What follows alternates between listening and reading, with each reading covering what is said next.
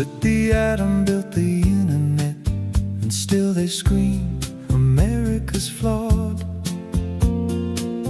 We gave the world a light bulb, the telephone, the airplane in the sky. Most every breakthrough worth a damn was born beneath these stars and stripes. Heart transplants, polio vaccines, mRNA that saved the globe. But the left stands up and says we're evil, calls us racists, calls us cold. America the great, yeah, we're the best there's ever been. Most inventions, most cures, most rockets, we did it all, my friend. We feed the world, we free the world, we light the way for everyone. But the left just spits on old glory and says this country is done. They hate the flag, they hate the fight, they hate the red, white and blue, while the rest of us keep building the greatest nation the world ever knew. We invented the computer, GPS, the smartphone in your hand. Most medical miracles started right here in this land. We cured diseases, split the seas, we put rovers on Mars, while socialists sit in coffee shops and wish upon the stars. They tear down statues, burn the flag, and scream this country's built on hate. But without us there'd be no freedom, no iPhone, no modern state. America the great, yeah, we're the best there's ever been. Most inventions, most cures, most rockets, we did it all, my friend. We feed the world, we free the world, we light the way for everyone. But the left just spits on old glory and says this country's done. They hate the flag, they hate the fight, they hate the red, white and blue, while the rest of us keep building the greatest nation the world ever knew. We ended slavery, beat the Nazis, put tyrants in the ground, gave the world more freedom than any other place around. Most billion-dollar companies, most life-saving drugs, most songs that make you cry, came from small-town dreamers under these same big skies. But the left wants open borders, wants to tax you till you bleed, wants to tear down everything that made this country what it needs. They cheer for every communist from Havana to Beijing, love every dictator as long as he hates everything we bring. They'll burn a cop car, loot a store, and call it mostly peace, then wonder why their cities look like third world streets. We built the greatest nation man has ever seen, and they're still trying to kill the American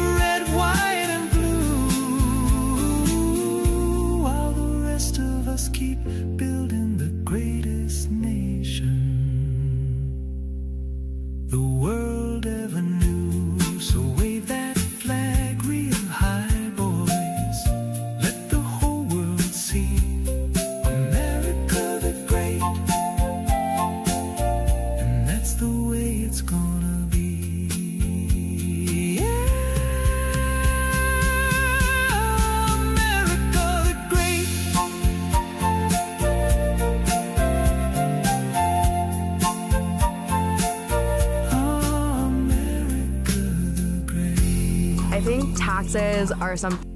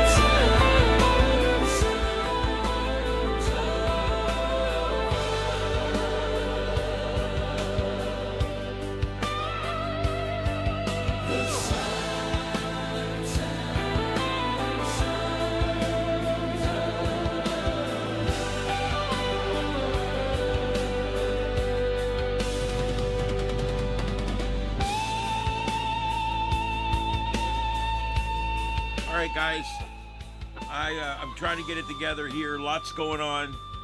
You're looking at a live standoff out of California, Southern California. I don't know what's going on with this stream. It was like showing people that didn't realize they were on TV just a few minutes ago, and now I think we're back to the standoff, but the Chiron and everything's missing. So I don't know what's going on. I don't know if they're just taking feeds. This is one of the Fox News Now feeds.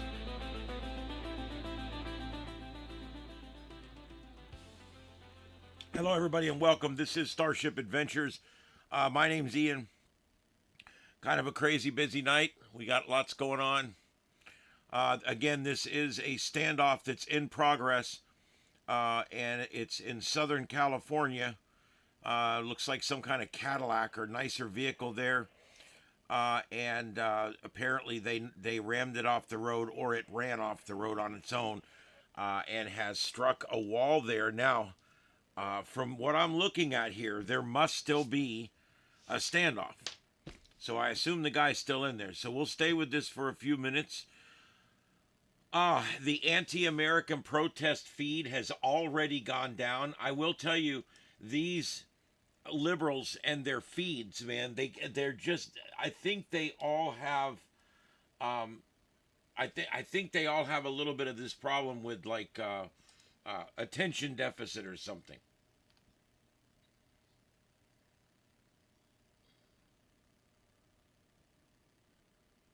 That's not live.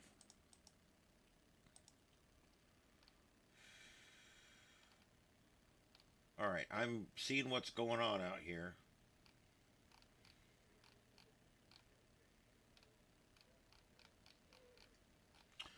I know, Mama. I know. All right, we're watching the skies over the Middle East. I've got the Israeli alert system up. Make sure that that's all working properly.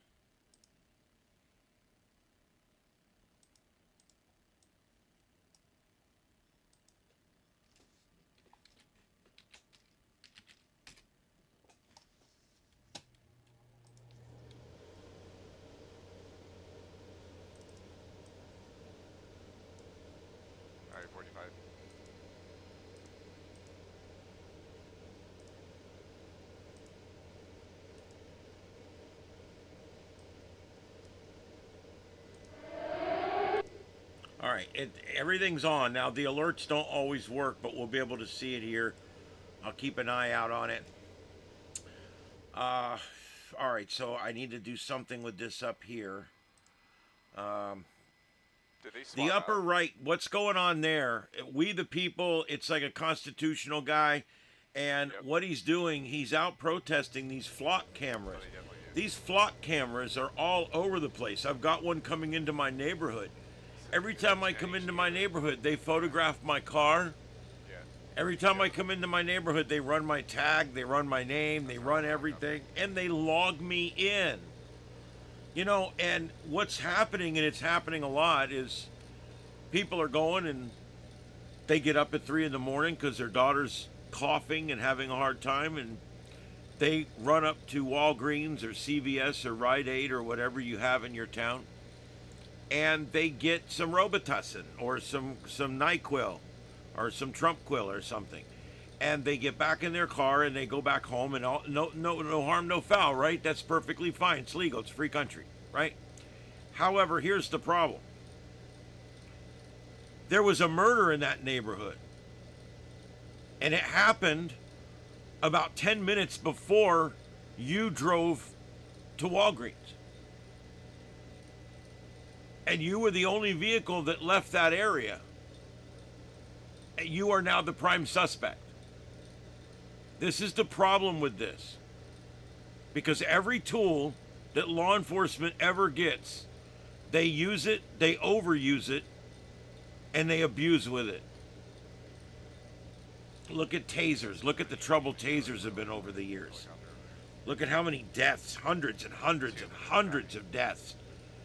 People in police custody being tased way too much. And the canines is another abused tool that's in law enforcement. So, flock cameras. When you see a little thin pole on the side of the road with a little box on top and a little solar panel, and you're like, what the hell is that?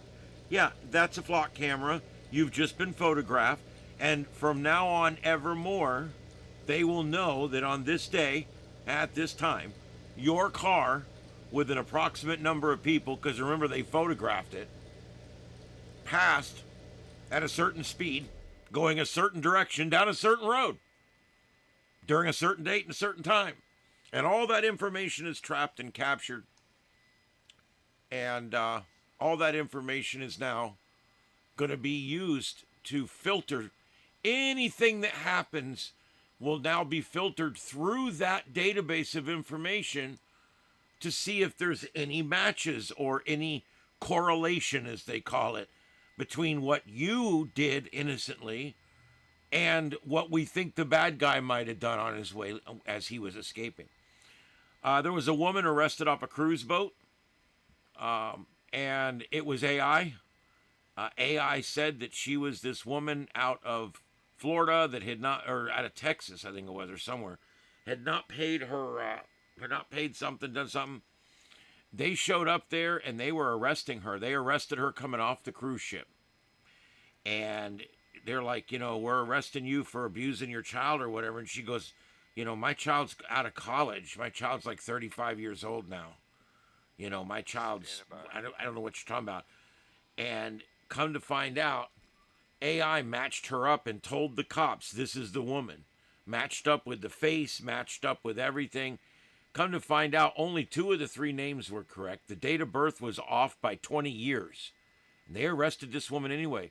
And it didn't get caught by the jail. It didn't get caught by the extradition judge. And she ended up getting driven across the country in the back of a police car, or however they got her there. And yeah, it was terrible. It was horrible. And she never did anything wrong. She didn't even know the person that was involved with it. And no apology or nothing. They just let her out. And it's hard winning a lawsuit against the government.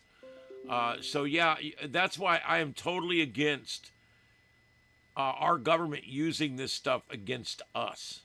I don't want to see them using this shit against us, because that's what they always do. They're always like, hey, this is great. Look at this. It works really good. Yeah, no, what we're doing is you've now found something else where you can track us. Remember, they don't refer to you as a citizen. They refer to you as a subject. And that's exactly how police look at you, as you're a suspect or a subject. They don't have the word in their vocabulary. They don't have the word citizen or uh, person. It's always subject or suspect. Now, if you're a suspect, if you're a suspect, oh God, I hate this thing. Um, if you're a suspect or a subject, what if you're a subject? What does that make you? A subject of the king, right?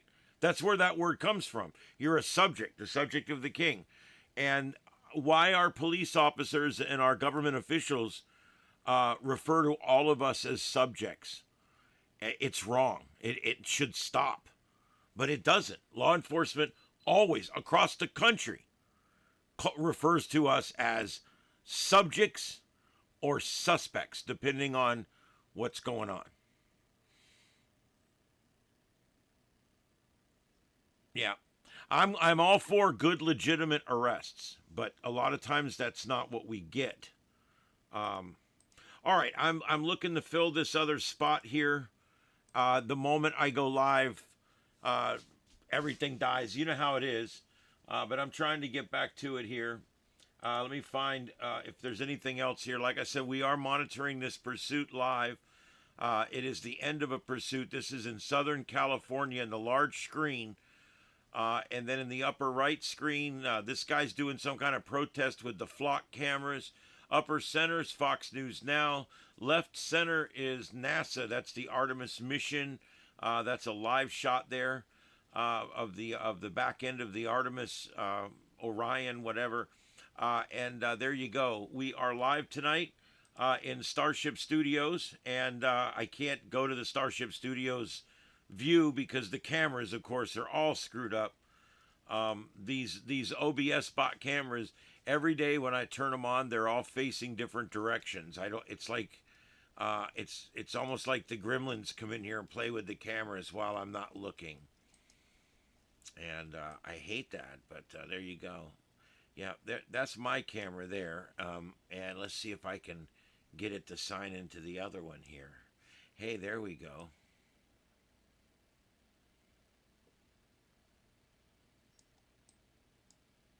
Oh, my Lord. It would be nice if I had 2 hours every day to do show prep. I can't leave this whole studio turned on. It's too much. So what I end up doing is I end up turning everything off and going to work, and then, or not everything, I turn whatever I had on off, and then I go to work. But the problem is and here, this gives you a shot of what it looks like in here. This is Starship Studios. We are live here in North Fort Myers, Florida, and we are broadcasting worldwide on YouTube. And we do this here. I can go, I have 9 computers here. We're slowly switching everything from Windows 10 over to Zoron Linux. And that is quite an ongoing project. We have a number of live computers here that we stream with. We're currently have 4 streams up, 3 on Starship After Dark, and 1 here on Starship Adventures. And this is Starship Adventures. Thank you, everybody, for being here. My name's Ian. We'll be on for a couple hours tonight covering what's going on in the world. And right now, what's going on in the world is the Artemis mission. And we've got the end of a pursuit here in Southern California that we're covering via Fox Now. All right, so let's stay with the coverage.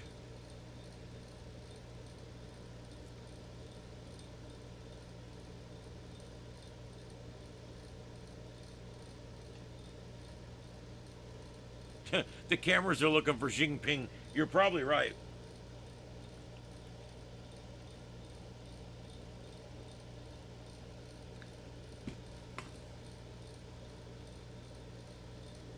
There's a ghost, but it's only in those 2 cameras right now. I don't know. The machine's been doing weird stuff too. I have no idea what's going on.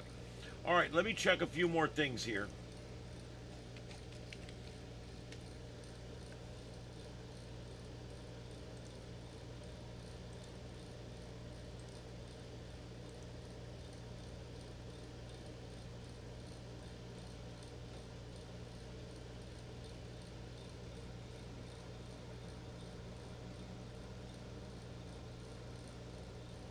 All right, I'm checking the volcanoes. Kilauea putting up a little bit more smoke than usual, but nothing really going on, it doesn't look like.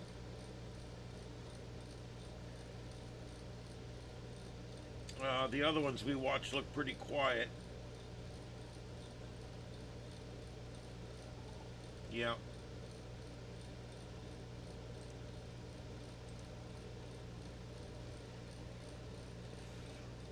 I've got the audio turned up on number 7, which is the big screen, right? Well, it's my number 7 anyway. I got it turned up. Let's see. Yep, that's the right one, and I've got it turned up. So they're not putting out any audio on that stream, or I would carry it. I'm looking right now for any other pursuit streams that are up, pursuant to this pursuit, if you know what I mean.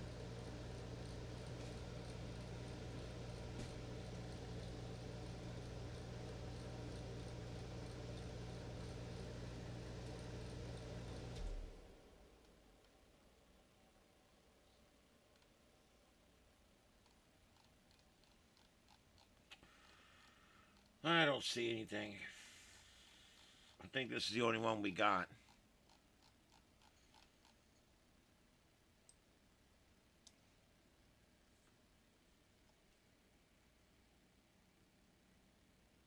All right. Let's hear what this guy's talking about. What number is this? Number 5. Veterans, preferably homeless veterans. I mean, that right there shows good faith. Okay, it's a charitable donation to, already our country has had a bad history of treating its veterans the way that it does. This guy is a civil rights guy. I followed him for a little bit of time now. Like most civil rights guys, I mean, he's a little eccentric, but he's getting the job done. He's out there looking at these flock cameras. What a flock camera is law enforcement tracks your movement every day. This is not a conspiracy theory. They admit to it. It's wide open. This is not something I'm making up or something that, that's in the tabloids. This is an actual thing. We've had a bunch of news articles just here locally about it. They actually put these cameras all over town. We've got about 100 of them here already. And you can actually go and see them. I'll get the website for you.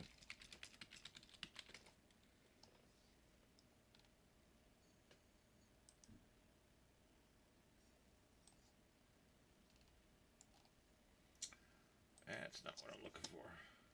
Mama Easy.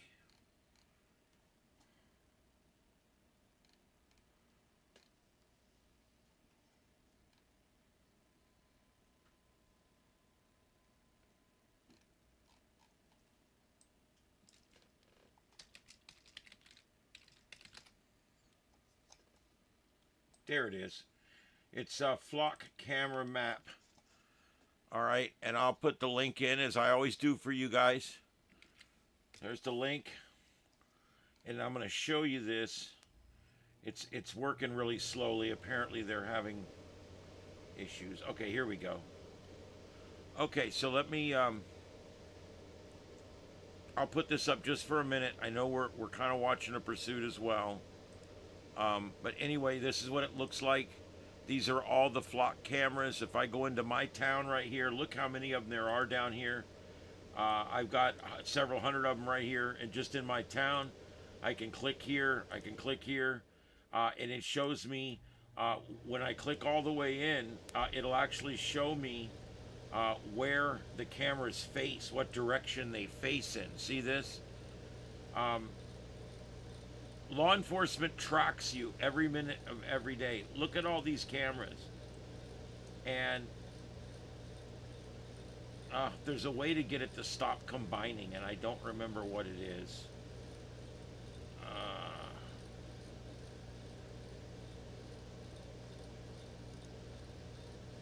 I don't know. Anyway, see the directions? You can see if you drive down 739 here, which is Martin Luther King, State Road 82. If you drive down this road, that camera right there will read your tag when you go by, and it'll photograph your car, and it will log you in. And if you have a warrant, or you don't have a valid driver's license, or your car doesn't have insurance, or anything wrong, it flags all the officers in the area that you just passed heading whatever direction. Now that sounds fairly innocent. It's very aggressive, but it's fairly innocent. The problem is they're using it mostly to literally use artificial intelligence to figure out our patterns, where we go. If they want to track you, they can go in and have AI find every time you come up in every database, track everything on a map, and then have it go and figure out your patterns and where you go and what you do at what times. And it's just absolutely too intrusive. It's way, way, way too intrusive.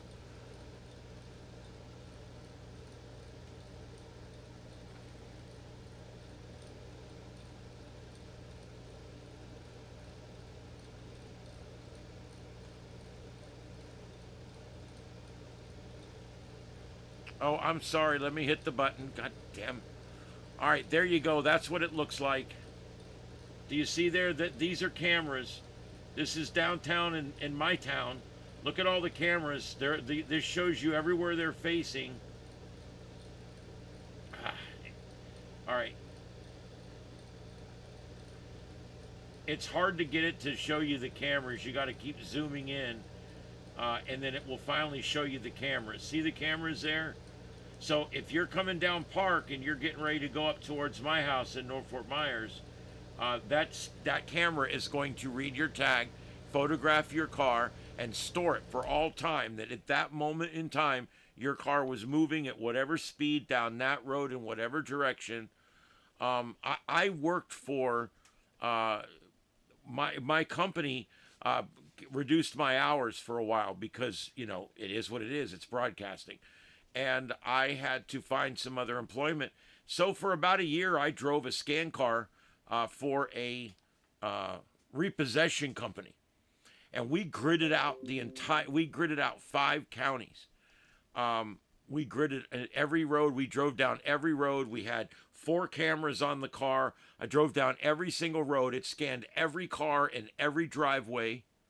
It scans all the tags, every tag. It goes through.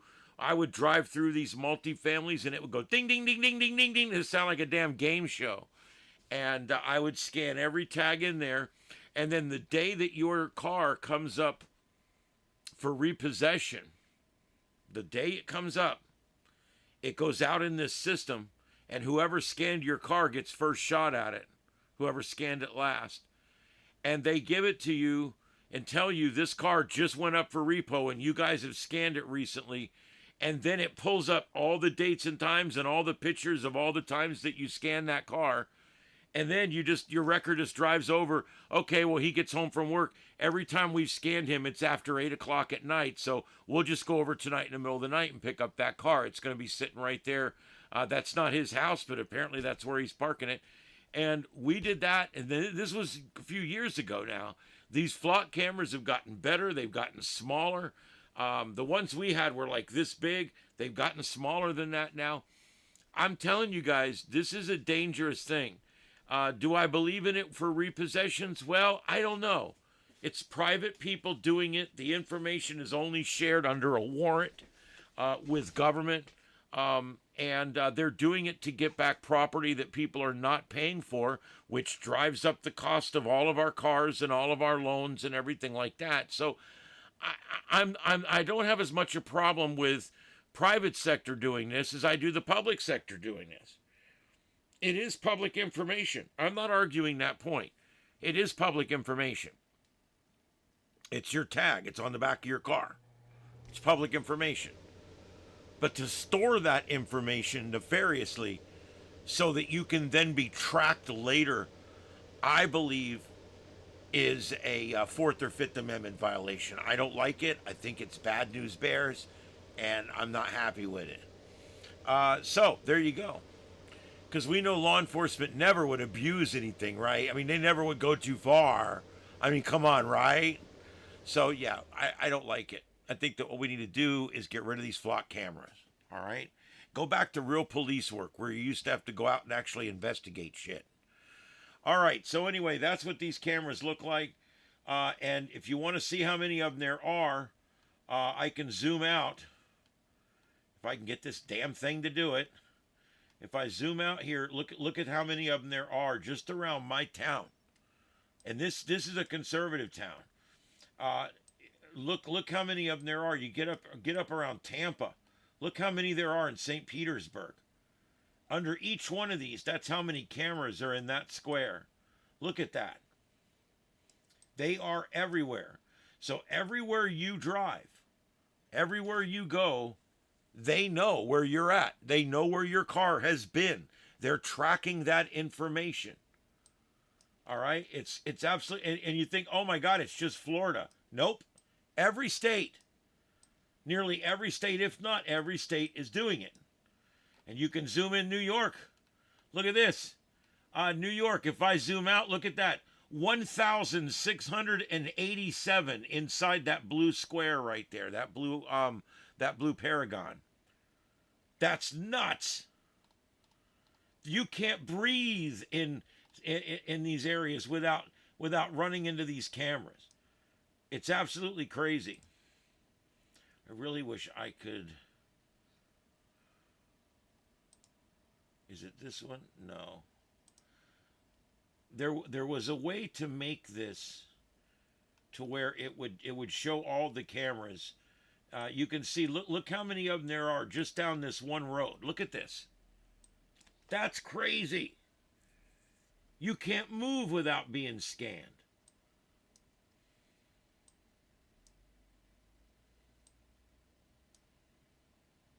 It's nuts. Hundreds and hundreds of cameras. Look at this. You can't go anywhere without your tag being scanned and your photograph taken.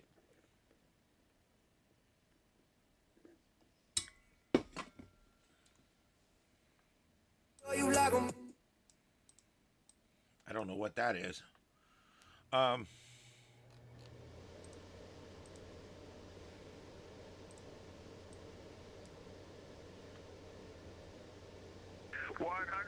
JD Vance. Glad that's still alive. Good job, guys.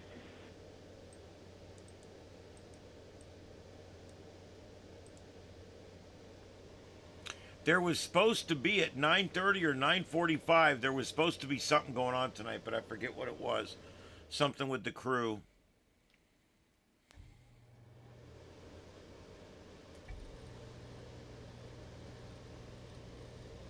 That's good, Mark. I hope they do it in more places. We have to stand against this bullshit.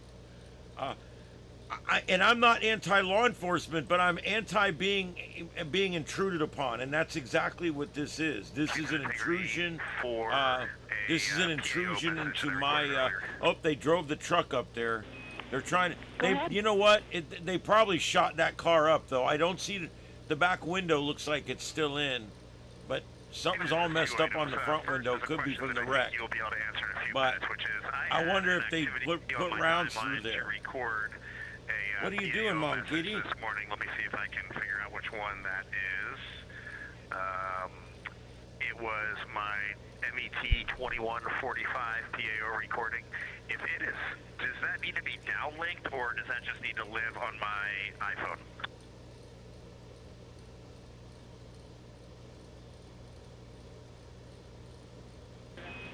We'll get it after the mission read.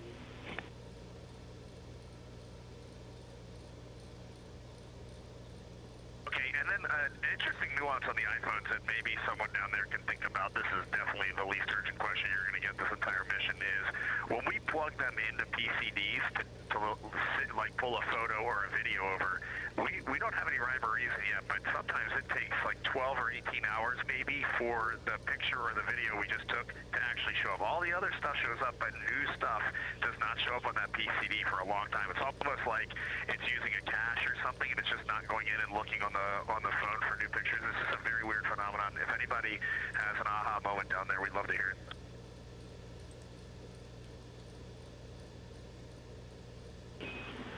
All right, we'll take some time to think about that one, but as you say, low priority. Thank you.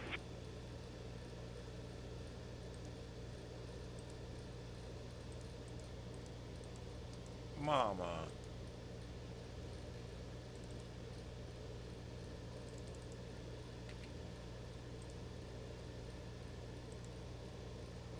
This is Artemis Mission Control in Houston, Texas. You're now seeing a view inside. Integrity for Oxone. Go ahead.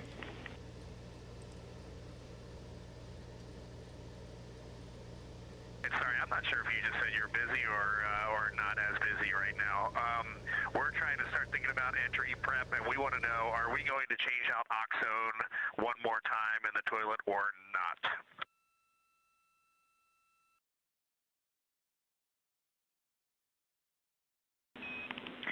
Yep, Reed, good question. We will want fresh Oxone tomorrow, so you will do that Oxone change out or tomorrow.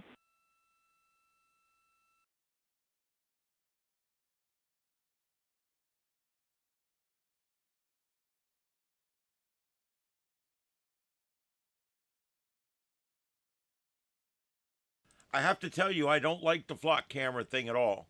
I think it's definitely an intrusion, definitely a constitutional violation. The government should not be. It's bad enough they track us with 50 other things. They can track our credit card use. They can track everything. But now they can take all this flock data and combine it with local data and combine it with toll data and combine it with everything else that they have. And next thing you know, they can build a complete model of where you go and what you do every day. And next thing you know, you're a suspect in a crime you didn't even know happened.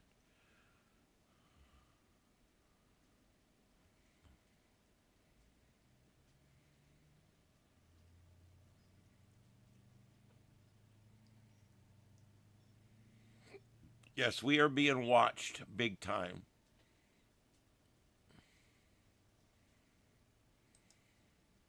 And I don't mean, I don't think they sit around and watch me in the shower and shit.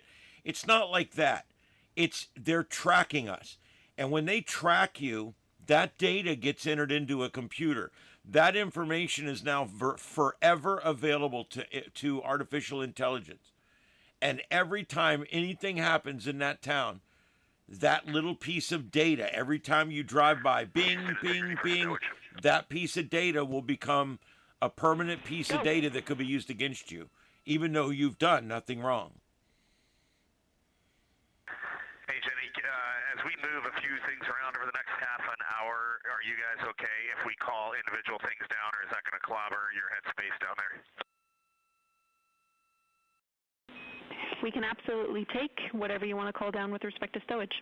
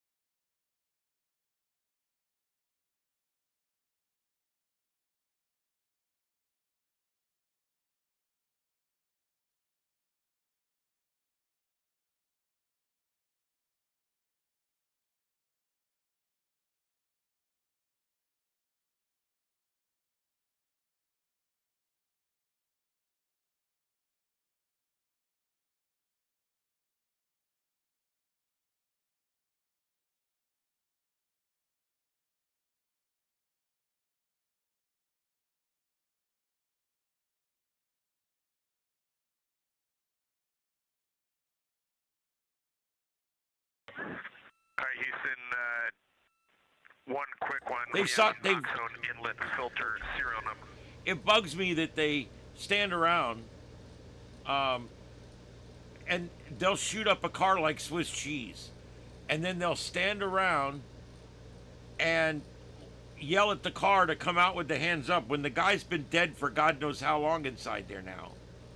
And I don't know if that's what's going on here or if this is a legit standoff or maybe a hostage even. I don't know. They haven't mentioned that. But what bugs me here is how long are we going to sit here like this? I do admit that sometimes cops act way too quickly, and I do like to see that we're slowing things down. But my God, it has to eventually end. But I do like to see that we're slowing things down.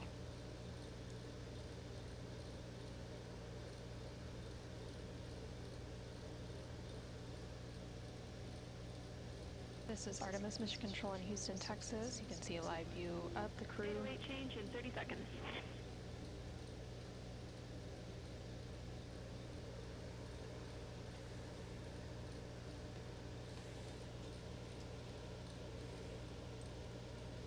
All right, I'm checking that now, You can see a William. live view of the crew on board the Orion spacecraft as they continue their return journey. They were recently calling down some stowage locations where different items are being stowed and held in preparation for the re-entry and return on Friday, April 10th.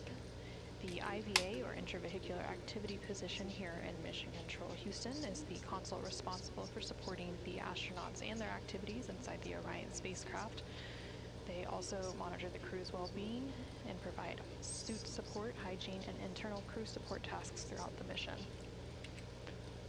You also heard a call up that there was going to be a data rate change, and during that data rate change, there is often choppy communication, and we'll typically lose those views momentarily before we regain them. Yeah, Pizza, that's the problem. They're not. There was there's videos popping up from everywhere, people getting arrested because of AI, facial recognition, all kinds of stuff. It's scary. From the International Space Station Flight Control Room. Some of the positions that you see there on your screen include ground control in the far upper left corner, far bottom left corner. The ground controller manages the team that maintains and operates ground and network facilities, including voice systems, building systems, redundant power systems, and more. A couple rows behind the ground control console in the middle left portion of your screen is MPO, which stands for the Mechanical and Power Officer, and they are responsible for electrical power generation, solar arrays, array rotation mechanisms, and power I distribution don't know, Victor, systems. but that's interesting. They also manage the crew hatch, docking mechanisms, vehicle pyrotechnic devices, parachutes, and water uprighting systems. And then next to the MPO console is FAO, which is the Flight Activities Officer. They are responsible for integrating and managing onboard activities. They're also responsible for managing the transfer of procedures, email, and other information between the crew and the ground.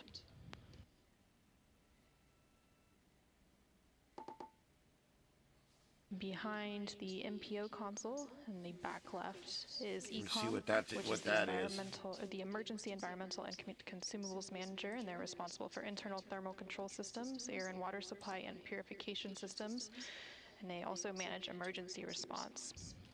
Those are just a handful of the positions that are here in the flight control room, and all of these teams also have a back room supporting them throughout the mission.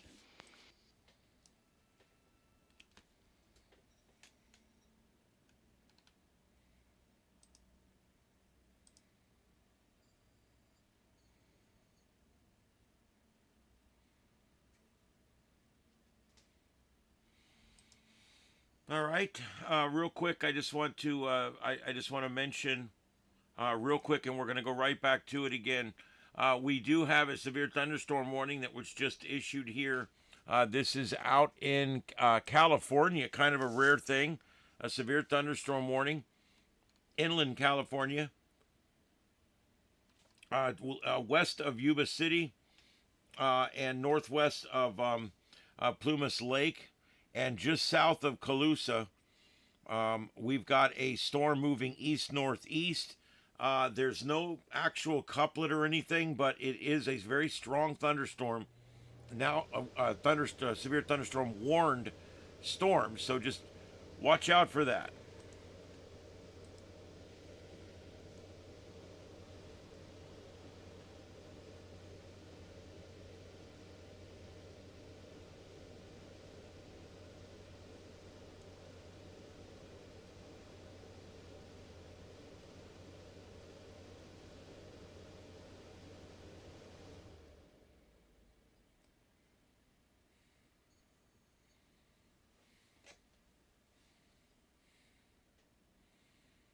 Yes, and members, remember, members, we're going to do a Zoom meeting coming up. Okay, I'm going to do a Zoom meeting coming up for members. And if there's any moderators that aren't members, I'll get you the link because I want all my moderators there and my members. So It's going to be fun. It's going to be a Zoom link. It's going to be 2 hours. It's going to be on a Sunday at 6 p.m. And it's going to be the week after I get back. It's like 3 weeks away, but we are doing it. It's going to be good. I think it'll be fun. We're going to do a Zoom meeting where we just get together, we just talk. I'm going to do some Q&A with you guys, but I'm also going to do where I talk to you guys about your stuff too, and what you guys are doing and what shows you guys are making or doing out there in the YouTube world, and find out what you guys do and who you are and what you look like. And you don't have to turn your camera on, although I really wish you would. And you don't have to turn the lights up. That's what I say, just make it all spooky. But anyway, yeah, just it's going to be fun. That's one of the things we're going to be doing for that little $2 membership is I want to actually talk to everybody. And I want you guys to actually have some direct input into what's coming next for the show and how we do things.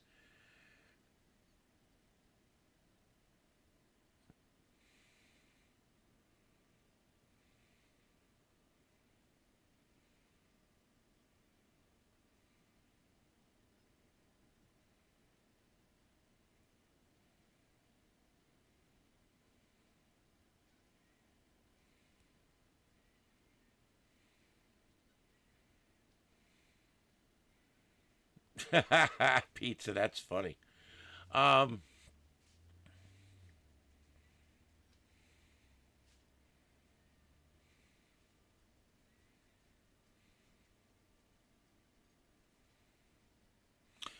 If you're talking about Trump, you got to remember the threats were to get something. It's a win because Trump didn't have to bomb them. No, look, nobody wanted to, because look, what he was about to do would have put them back in the Stone Ages. Literally. I mean, we were bombing them back to the days of Jesus. And I don't think that's what needed to happen here. What he did was he threatened hard enough to bring them to the table, and they came. It's a little rocky right now. This is Artemis Mission Control. Following that brief data rate change, we now have those live views back of the crew inside the Orion spacecraft. Again, they're working through some stowage activities to start preparing for re-entry prep. They will do a lot of their re-entry preparations tomorrow when they will be reconfiguring the cabin to prepare for splashdown, and they will also be studying their entry procedures. In addition to stowing some of their equipment, they will also be installing their seats to ensure all items are secured for re-entry. All right, the incident in Minneapolis, I don't see anything on that.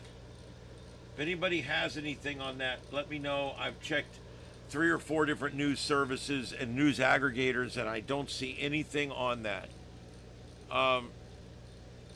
No, I'm not calling it a win. It brought them to the table. That's the win. I didn't mean the whole situation was a win. We can't say that yet. We won't be able to say that for a while. I'm talking about he couldn't get them to come to the table. Getting them to come to the table and not bombing them back to Jesus Christ days is a win. Because I didn't want to destroy those people and their infrastructure, but we had to get them to come to the table. And so I think we all agree here, right? I mean, whether you think it was too much or whatever, you have to remember the goal was not to bomb them back to the Stone Ages. The goal was to get them to the table so we didn't have to bomb them back to the Stone Ages. And I think in that particular one case, it's a win. It's a win. Look, I'll agree, negotiating with the Middle East is never great. It's never good. It's never fun. It's never anything. It actually sucks.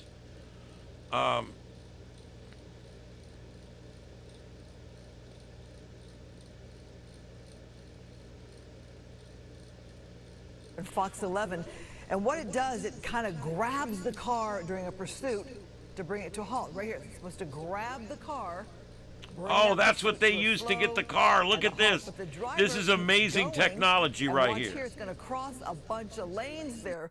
When they try that again, there you go, loses control, crossing those lanes into that wall. We have people on the who watched the video and said that there was somebody in the yard who went running, and a dog too. So luckily for the people who live there or who were in that yard, it appears nobody hurt there, but that wall, look at the damage there to that wall and to that car.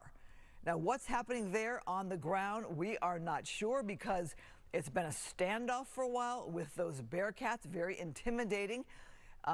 We can't tell from the shot that we're bringing you whether there's, say, an ambulance nearby or medical personnel, because right now, you can imagine with law enforcement, they're not letting anybody get close. This is our ground shot right here. Our photographer right there on the scene. Look at the damage. Look at the vehicle.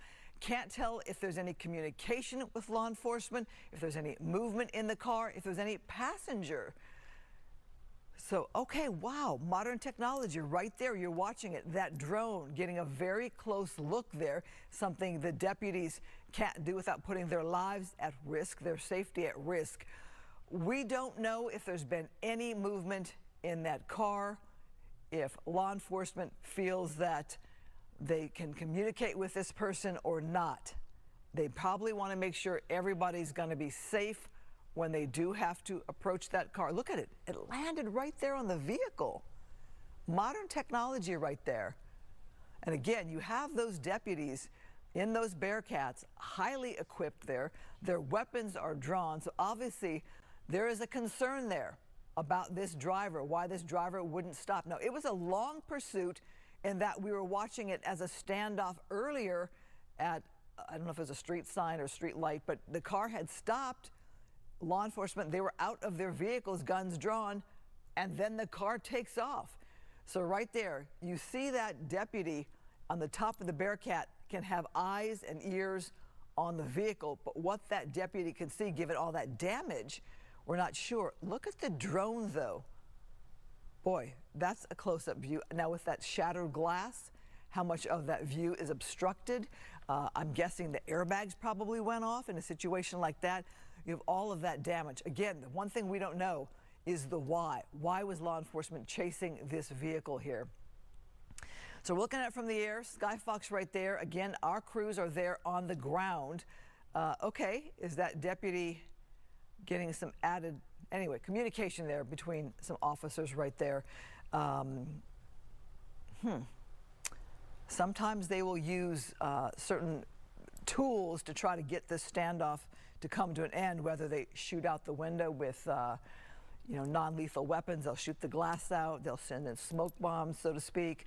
I'm wondering if they're trying to ready something like that, a projectile of some sort.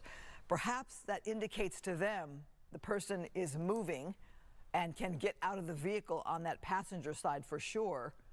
Obviously not the driver's side, it's blocked in. But it looks to me that if they're going to fire something into that car, like a smoke grenade kind of thing, to smoke that driver out, then they must feel that there's some movement there, that that person is capable of moving. We just don't know. Obviously, deputies keeping their distance. Time is on their side. They don't have to make a move unless they feel that they're ready. Again, look at the wall there. I'm guessing that's a home. Maybe it's a business, not sure. But somebody was in that yard with their dog, and they went running when this crash was happening. So thank goodness nobody there on the ground was hit Houston or hurt. for Notice though that contingency urine deputy does stowage not bag have dump. his weapon drawn anymore.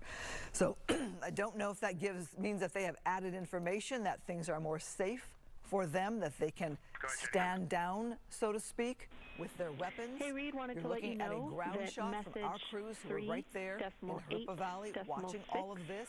Is on board with a procedure to not dump sure urine again from the if there's contingency just urine one person stowage bag. in that vehicle, but we've seen We verified that you can absolutely complete this zero anytime movement. today. We've been watching this since about And 3:20, give or heaters take. It's are now configured 5:05. for the dump. That's step All right, we will keep a 1.1 watch is on complete. this. If there are any developments, we are sure to come back live and bring that to you.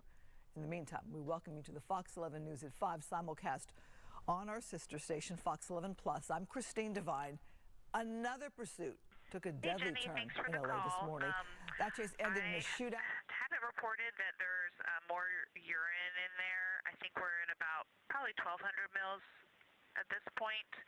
Will that volume affect the call you just made?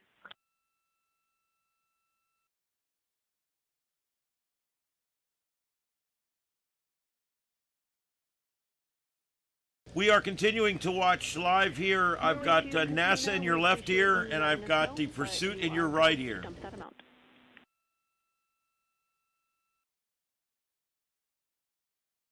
Okay, thanks, and understand. I'm looking for more video. Stand by. If it's desired to land with that bag empty, I will be able to dump on entry day as well. Affirm.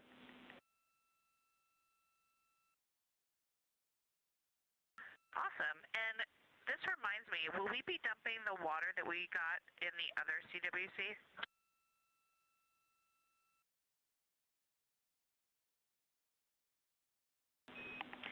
Nope, Christina, we won't be dumping that. We don't want to risk any freezing. We'll be landing with that water in the bag.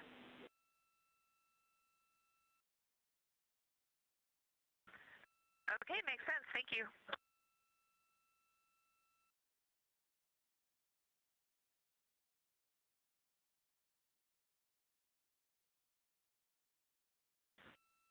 And Jenny, quick question, any chance that Ike and I can do the flywheel closeout 28.3.112 now as a little bit of a get ahead? Absolutely, your go.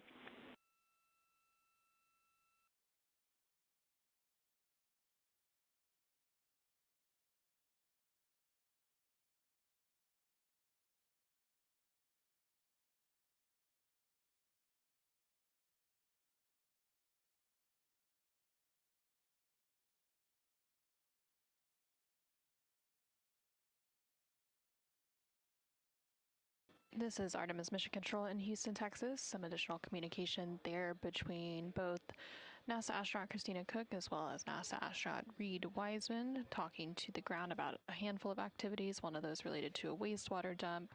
They also referenced the acronym CWC, which referred to some contingency water containers. They were confirming that those would not be dumped ahead of re-entry and splashdown on Friday, April 10th.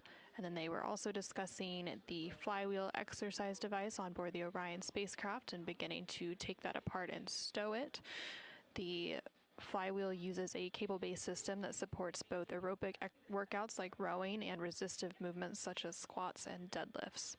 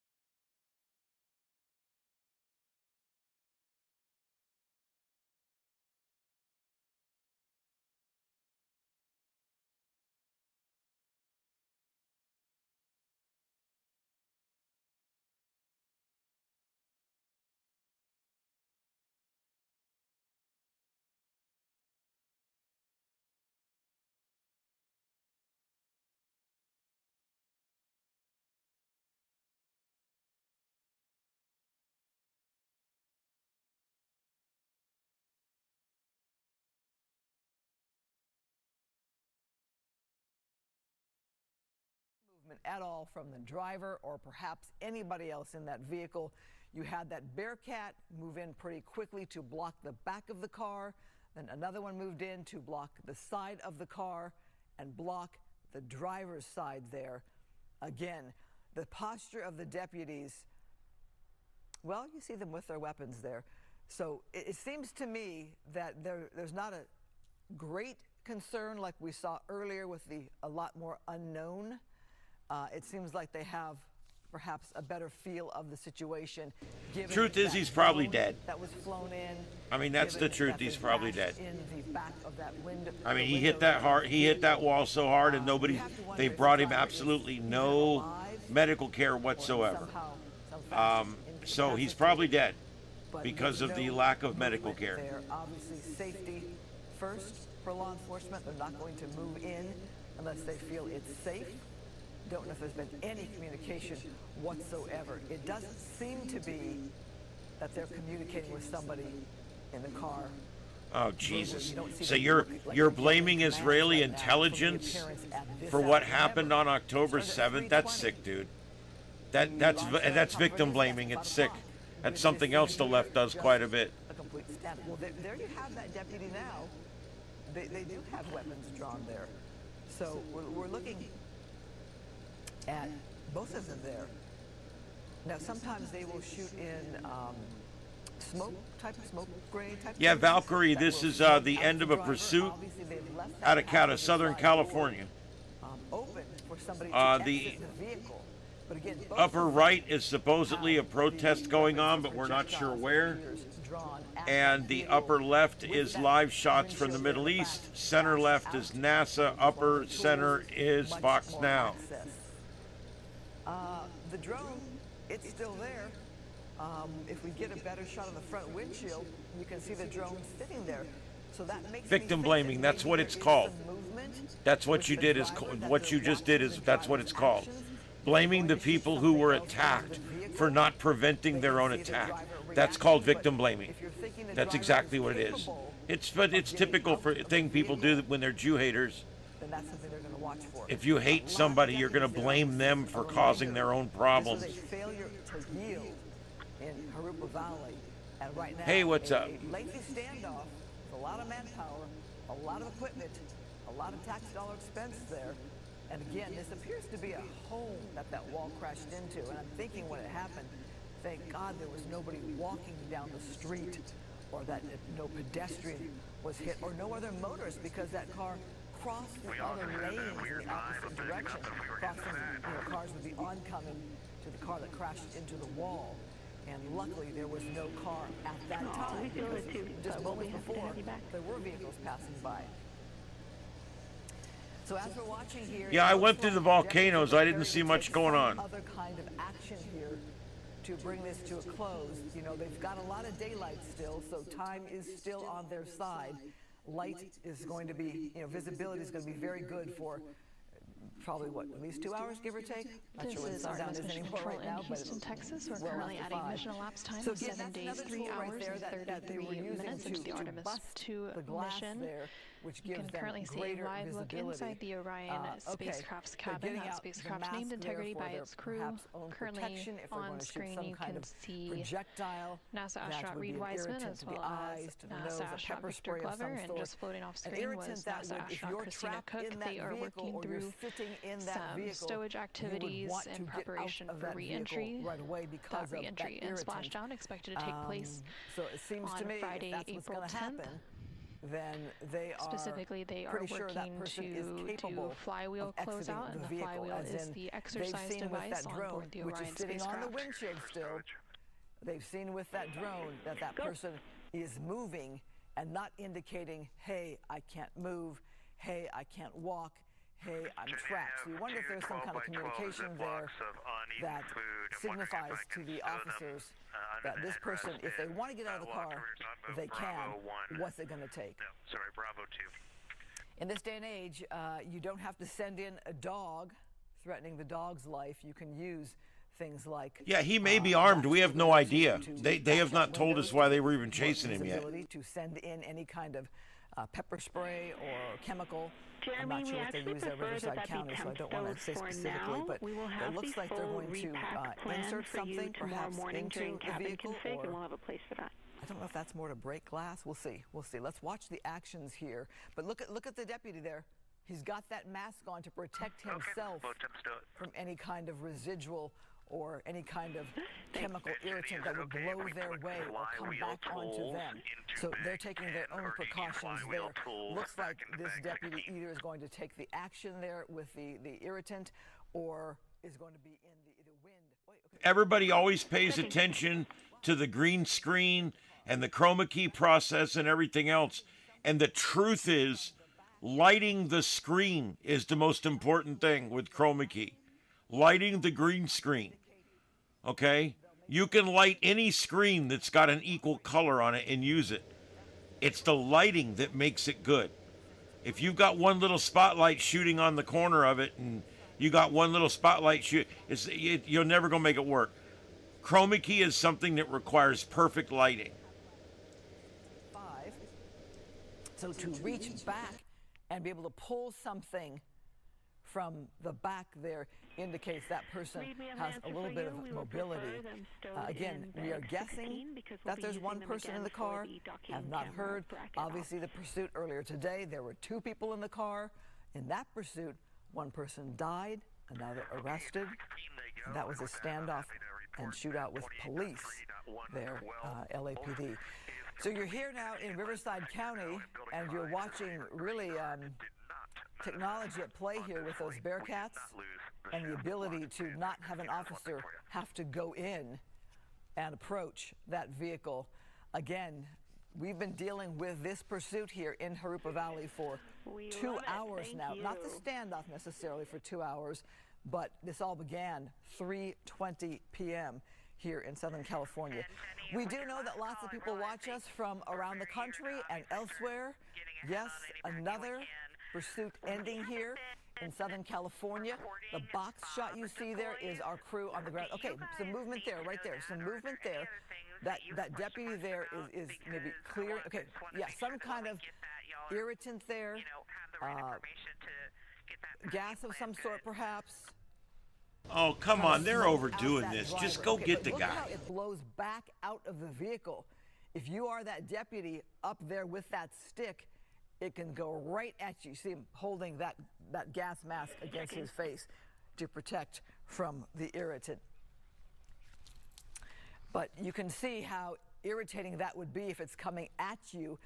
It is blowing back towards the deputy, so you have to wonder how much is going inside the car and for how long that person with no gas mask can withstand this. All right, Tim Lynn, our police specialist, bring us up to date here with this immediate scene right here with what that deputy has inserted into that vehicle and how it works. It's a gas canister that is on the end of that pole that the tear gas, which is basically a very fine powder. You can see it's completely filled the interior of that car. If you look at the windshield, it's completely white. So it is getting a good saturation inside that car. So if the driver decides to stick with it, he's going to have to overcome that, as well as he's blocked from the left to get out, so he's going to have to come out that right-hand door. So they've kind of, it looks like he might be, or just moving stuff out of the way. It's just a matter of now giving him the incentive to get out, because staying in there with that much gas is very difficult. I have seen in the past where they've used 2 to 3 different canisters into the car to get. Yeah, well, Trump didn't say he was going to exterminate an entire population either, for the record. He said he was going to bomb their infrastructure back to the Stone Ages. He was never going to intentionally just kill everybody. That wasn't the plan. Have a strong will at times not to give up when they do things like this. But the reason they put it on the end of a pole like that is to control it so it doesn't get inside and, cause a problem once it gets in on the interior. So they can hold it there, let it disperse, not come out, put another canister in if needed, and put in a second canister if this person doesn't give up. But for some reason, they're not advancing on this car with shields and things of that sort. I have not heard what the actual initial want was on this vehicle, but obviously with the SWAT being called out and the speed at which the SWAT team is working here, very, very slowly, very methodically, bringing in equipment, getting in position, making sure everything is in their advantage coming up on this vehicle. So they must have some information that really gives them pause to be able to approach this car, because they're not exposing themselves whatsoever to the person inside this car. So, Tim, as we're looking at this here, we saw that the tear gas was blowing back, even back on towards the deputy who inserted into the vehicle. You can keep saying that's what he said, but that's not. He said he was going to bomb their electric infrastructure and bomb them back into the Stone Ages. He never said anything about killing everybody in the country. That was never part of the deal. But, of course, you guys think that because you hate Trump. Whatever works for you. And the smoke is in the canister. It burns. That smoke then carries that microfine powder out. And by the way, they go forth to kill the infidels. That's what they do. Okay, we are ready. So to say that the leader of Iran has never tried to kill everybody in a whole country, he would have if he could have. Trust me. That's the way they think. Many of your Muslims believe in the the absolutist version of the Quran, and they believe that the infidels must die for their non-belief. And so I think that's where the difference is right there. And if you can't see that, again, Trump and all, sold all over the country. I'll get you some today. Also on Amazon now. As you were talking, I'm sure negotiations are going on with the PA system or verbally from the officer hanging out of the hatch on the top of the armored vehicle. So, they have to take their time, and they've decided to run this in a very methodical way versus being more aggressive getting up on the car. So right now it's just a matter of time to see what this suspect wants to do. Tim, it really is a wild scene in that the want that we that's cool. I got it. That's cool. Yield. Now, you're right. Law enforcement may have a lot more information than we have about this suspect, any past histories as well, or more on the nature of that failure to yield. But what an ending if that's the situation. So you have this driver who's crashed into the wall, perhaps. Well, I guess you can take that however you want to take it, since you hate the guy. Go ahead. With the drone that's sitting on that driver's side windshield, do they have enough information to feel this person is mobile enough to get out of the passenger side? Yeah, that's what they have. You're just pissed because it worked. See and what they're watching, and the drone has a fully capable camera on it that can be hand tilt, zoomed in, pulled out, even infrared for some of them, to where they can look at the inside of that car. But the infrared would be pretty tough, looking through the windshield, because that blocks the heat. But with the camera, they can look in, check things out, and they can probably tell the condition of that driver, that he's not pinned by the steering wheel. The crash was significant to the damage to the front of that car and pushed that hood all the way back. But luckily, I'm going to say luckily, it hit the cinder block wall, which they give up pretty easily when you hit them. They do a lot of damage, but... You guys hate Trump so much that if he cured cancer tonight, you would blame him for overpopulation. I swear to God, it's just when you hate Trump, you can't see past the derangement. Designed to do, but that passenger compartment usually is pretty well protected at that point. So, but you have the impact, the speed that it had, and watching the video over and over and over again, watching how it just made that veering left turn and right into the wall. Not really sure what was going on there. Possibly that grapple got a hold of that left rear wheel and locked it up, but the strap did not grab onto. You watch the video here as he comes up. He attempts one try, backs off, and then as it comes up to it, on the second try, it looks like what happens here is a little contact. You see the smoke come off that left rear tire, possibly a part of that grappling net got a hold of that left rear tire, locked it up, because you see a skid mark. If you watch here, you'll see a skid mark come off of it. No, it's how you interpreted it is the problem, not that you're quoting. It's how you would automatically interpret it in a negative way. That's fine. You see the smoke, you see a little bit of a skid mark, and then boom, right on into the fence. So they're going to have to check into that to see exactly how and what happened with the grappling system. I am not really familiar with them. Their new technology coming into play with law enforcement trying to do their best to stop these pursuits in the least damaging ways where they can. The grappling is designed to go in and wrap around the wheels, and then as the unit backs off, a strap comes out and it basically tethers the have car a little to the front faith. of the police car. You had enough faith to vote for him, but you don't have enough faith for here. The car to a stop, but in this case, everybody thought Venezuela was really, really, really, really bad, and look, it's working out fine. Everybody thought the terrorists were going to be really, really, really bad. They're working out. Everything's working itself out.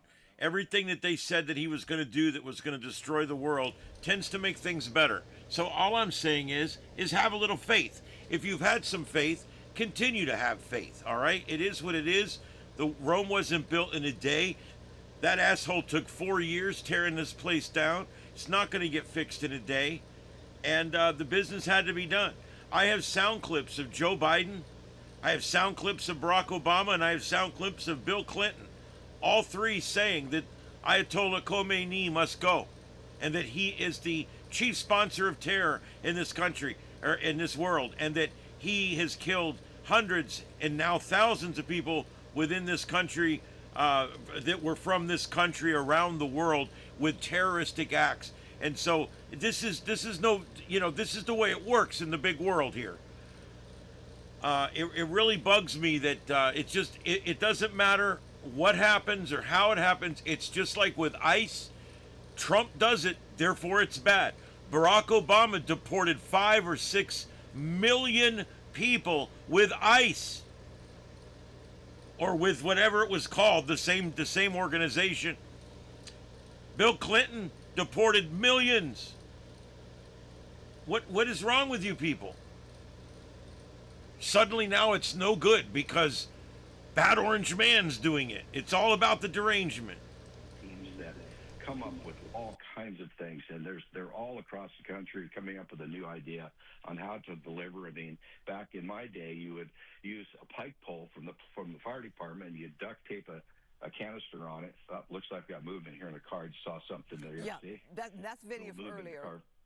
Oh, okay. Yeah, video from earlier. That was the first movement, Tim, that we saw at all. First at all. Okay, so I see the live up in the left-hand corner. Yeah. But yeah, obviously that drone operator has seen this person moving around. Tariffs are only a small amount of tariffs are in jeopardy. That was just one part of it. Again, misinformation. All tariffs are being refunded. Oh my God. Still tied up in the courts, first of all. Second of all, it was not all the tariffs. Where they can put it in the car where they need to put it in. And then other things that they come up with to be able to protect the SWAT officer from having to expose himself getting up to this car. So, no one worships anybody. I think that's where I think that's where you're completely wrong, is feeling that people are worshiping people. No, people are voting for somebody that they feel is doing a good job. I still feel that he's doing a good job, and the 3 or 4 times that I've kind of lost the faith, I got it back. And I wasn't too sure about it the other night. He started, I'm going to bomb whatever your quote was up there, bomb your civilization back to the Stone Ages, whatever. When he made that statement, it made me uncomfortable. I'm not going to lie to you. All right? It made me uncomfortable. I didn't like it. But hey, when you live in the big world and you do big stupid things, you win big stupid prizes. That's kind of the way it works. And that's the way I feel about this situation here. So it is what it is. It's the result that counts. Donald Trump does not care about your feelings.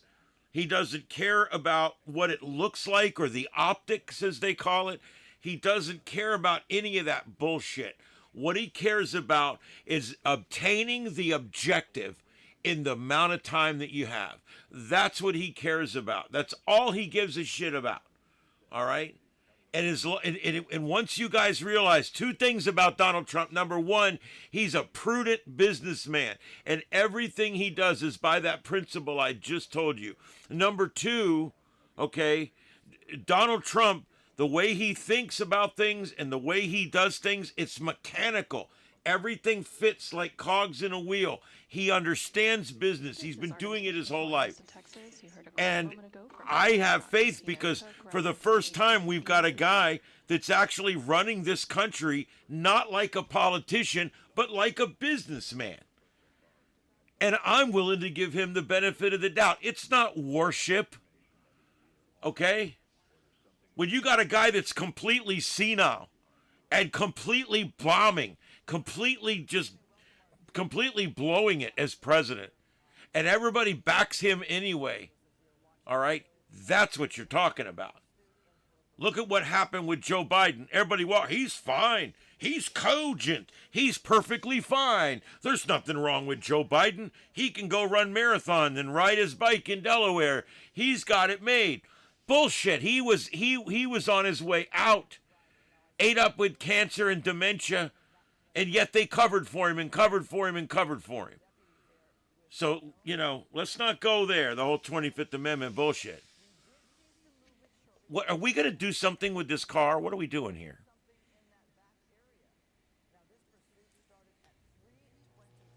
This guy's been dead for an hour.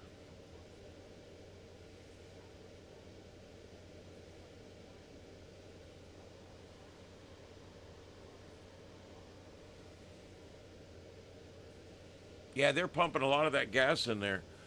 All past presidents promised us the world and never did anything, with a few exceptions with Ronald Reagan, who I think's the only other competent president we've really had that's been totally competent. Ever since, I don't know, man. You go all the way back at least to Jimmy Carter and look at these guys. My Lord. They're all politicians. They run the place.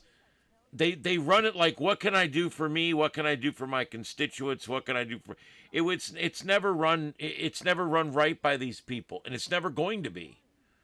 And I think that's why Donald Trump is such a breath of fresh air for me, because it's actually a guy that's doing this like a businessman. The United States is the world's biggest business, and it's not doing well. If it was a business, we would be filing for bankruptcy every year.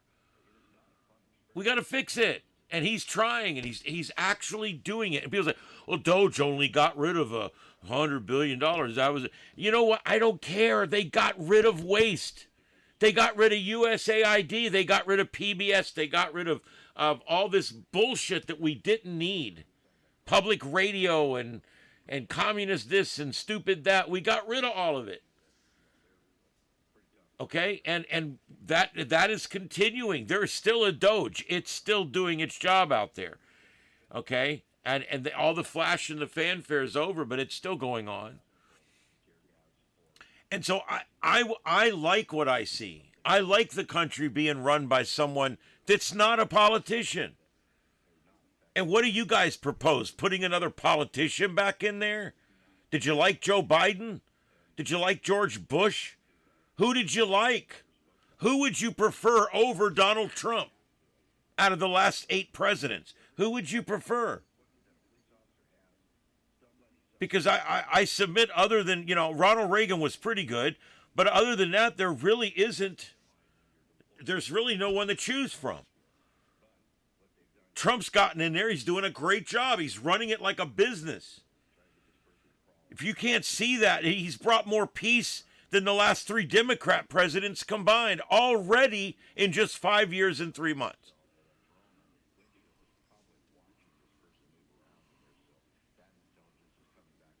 Okay, Elon and Trump were on the outs. They've kissed and made up. Men do that. So do women.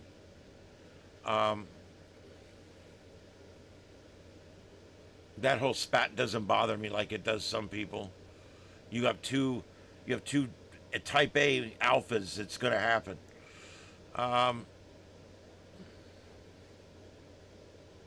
Yeah, big balls, man. That's what it takes.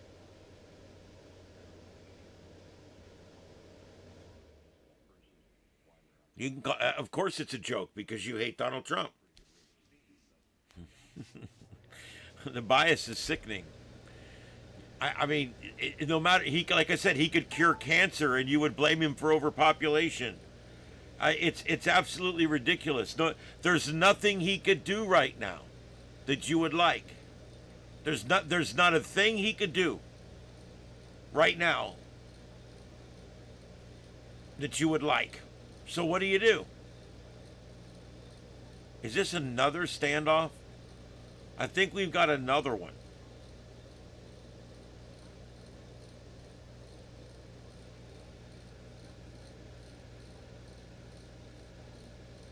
They did make up. They have made up.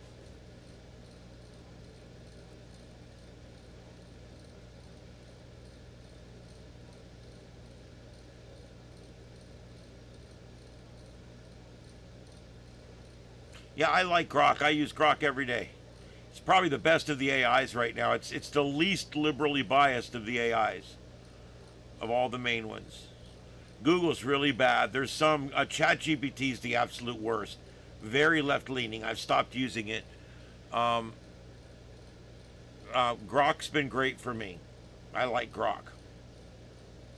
Grok seems to work much better, and it doesn't always give me that slant. I mean, I can't even get ChatGPT to reference Fox News. It won't even do it.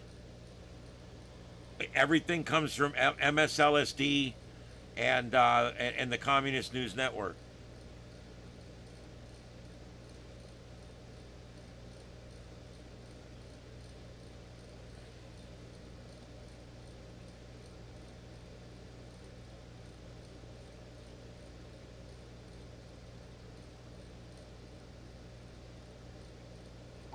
Yes, yes, I would like to see that too, Joe.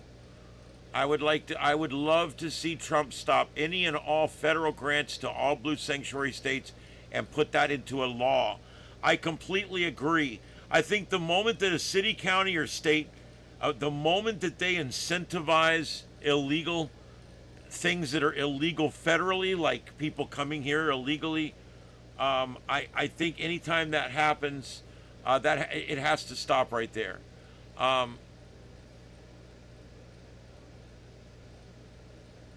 Yep. Yep. I think the moment you decide, look, we're going to allow our state to break federal law as state law, then you should lose all federal funding for everything until you fix that problem.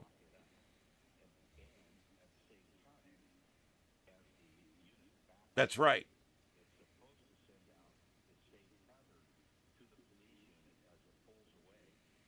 Yeah, could you imagine right now what Tampon Tim and his state owes us back? Because, see, Florida doesn't have that problem, which means Florida paid into that mess, but Florida won't get anything back out of it. All those Somalis that sent all that money back to Somalia will never get any of that back. And a lot of that was tax money paid by Floridians because it was tax money. This was federal income tax money that has been sent to these Somalis for these daycares that don't exist. Thank you, YouTube channel Nick Shirley. He did some great citizen journalism, did a really great job with that, and now we know what's going on with that whole mess.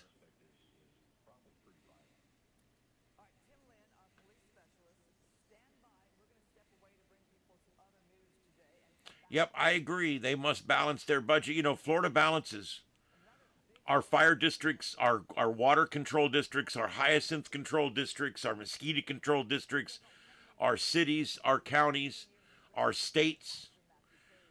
Everything in Florida, everything is budgeted. It's balanced. You can buy a building and take out a 10-year loan or whatever, but your annual budget is balanced. There's no bullshit in the state of Florida. There's places around where the fire departments are all running debt. The police departments are all running debt. The state's running debt. The independent districts are running debt. The municipalities are running debt. That's what's going on in California. When you add all that debt up, God knows where you're at.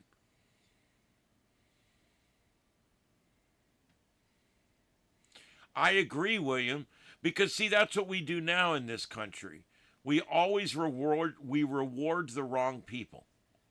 We always reward the wrong people. And I'm not going to go into too much on this, but it is true. And they should reward states that are doing well with their money. Instead, they take more money from states that are doing well with their money and disperse it back to states that aren't doing well with their money. It's like the government's the Robin Hood here, taken from the rich and given to the poor. The problem is the rich are like, we're doing good here in Florida because we have good laws. We have good laws. We do those things that make our society better. And we don't do things that bring all of the homeless people here. We don't do things that bring all of the illegal aliens here. You know, we don't do things that bring all of the welfare seekers here. And because of that, we don't have all those people here. Someone asked me about 3 weeks, I had a picture up about 3 weeks ago. You guys, some of you will remember this. I had a picture up, it was a center one, I think, up top. I had a picture of Skid Row. And it just said Skid Row, Los Angeles. Later on, I started putting other stuff, but that night it just said Skid Row, Los Angeles. And the person goes, I love how you only put up Skid Row in blue states. And I read that, and I'm like, wow, you talk about setting that volleyball up right at the net. And I just come up and pound it home, man. There's a reason why all of the Skid Row cameras are, in fact, in blue states. We don't have Skid Row in Florida, and neither does Texas. We don't have Skid Row here. We don't. No, and it's not because our cops are carrying around billy clubs and Shotgun Willie with his sawed-off shotgun. It's none of that bullshit. It's just we don't deal with it here. We don't put up with it here. We don't give them unlimited everything here. We don't have 50,000 church groups constantly feeding them here. We don't have people dropping off tents twice a week, free tents here. We're not doing all of those things that incentivize all of those people coming here. The same thing with illegals. We're not buying hotels like in New York and putting them up in hotels that they immediately destroyed. We're not doing that because we're not incentivizing. People come here to Florida. If they're illegal and they come here to Florida, they generally work their way to somewhere else. They don't stay here. We have a lot of immigrants here, especially on the southeast coast, like in Miami, West Palm. And they love this country. They're Cubans. We love our Cubans down here. I do. I love Cubans. You know why? Because they understand. They get politics better than most of you gringos do. They understand it. They get politics. They understand what it's like to have family trapped in some shithole under some communist dictator. And when they see these liberals running up and down the road wanting socialism and wanting communism, they're like, what is wrong with these people? You have the best country in the world. And they're wanting to change it to something that I just made a boat out of a 1963 Pontiac and 2 pontoons so that I could get here. And they're wanting to make this best place in the whole world just like that shithole that I just floated out of. That's why I like Cubans, because they get it. They understand it. They're smart people. They've lived it.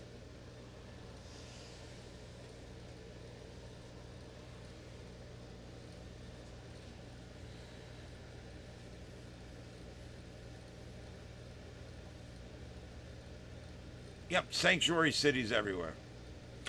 Not here. We don't have Florida. We have a law that Governor Ron DeSantis put in a law.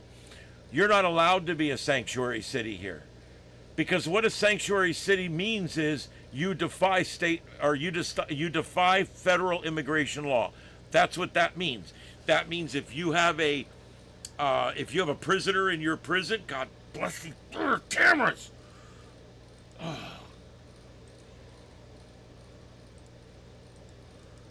Damn it.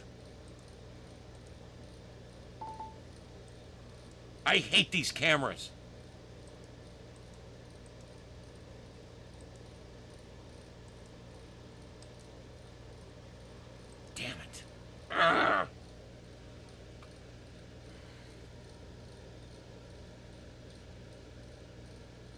Cuban cigars, Cuban sandwiches. Hey, it's all good. Look, I'm gonna tell you something. Those people have had it bad for a while, and I wouldn't mind seeing them become a territory. I really wouldn't. I know that's radical. I know that's radical, but they would appreciate it. They would appreciate it more than most of these liberals in front of the ICE facilities around the country. They'd appreciate it more than these teachers' unions assholes that show up in front of the Minnesota courthouse to protest. They would love it more than all these crazies everywhere. The vagina hat wearers, the code pink and code red and code idiot. They would love it more than all these leftists that are just hating our country and hating our president. They love our president. They love our country. They love capitalism. They need freedom. They want freedom. And these asshole kids over here, liberals, they have freedom and they don't even know what they got. They're literally advocating for giving up their freedom. Morons. And then when you ask them, why would you want to be a socialist? Socialism has never worked. They come back with something really stupid like, well, you know, it just hasn't been done right yet.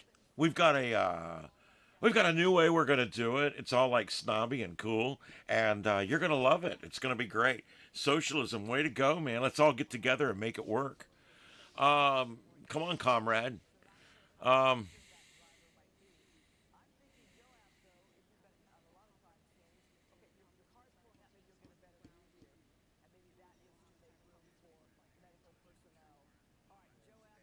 Yeah, I think it's reasonable. They need freedom. I think they deserve it. I think if every free country out there took on some little island nation that needed the help, you know. Oh, here comes the fire truck finally. Yeah, guess what? He's dead, isn't he? Yeah, he's dead. Because why? Because law enforcement rendered no care. That's why. So let's just get that straight right now. Look, he's an asshole. He shouldn't have run from the cops. I'm not on the side of the bad guy. But I'm kind of sick of watching cops shoot people and then stand there and watch them bleed to death.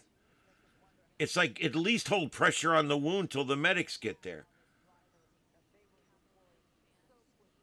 They don't feel like they have to treat people.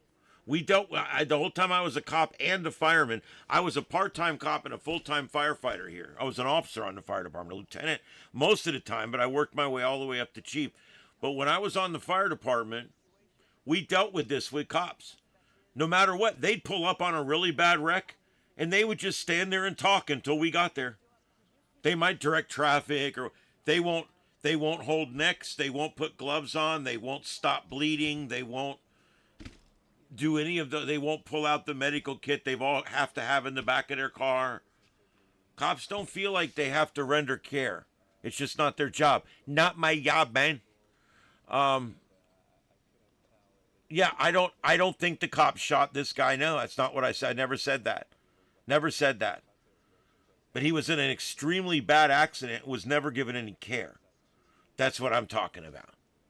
I'm very specific. I'm retired from public safety. And he hit that wall at 60 miles an hour. It was a brick wall.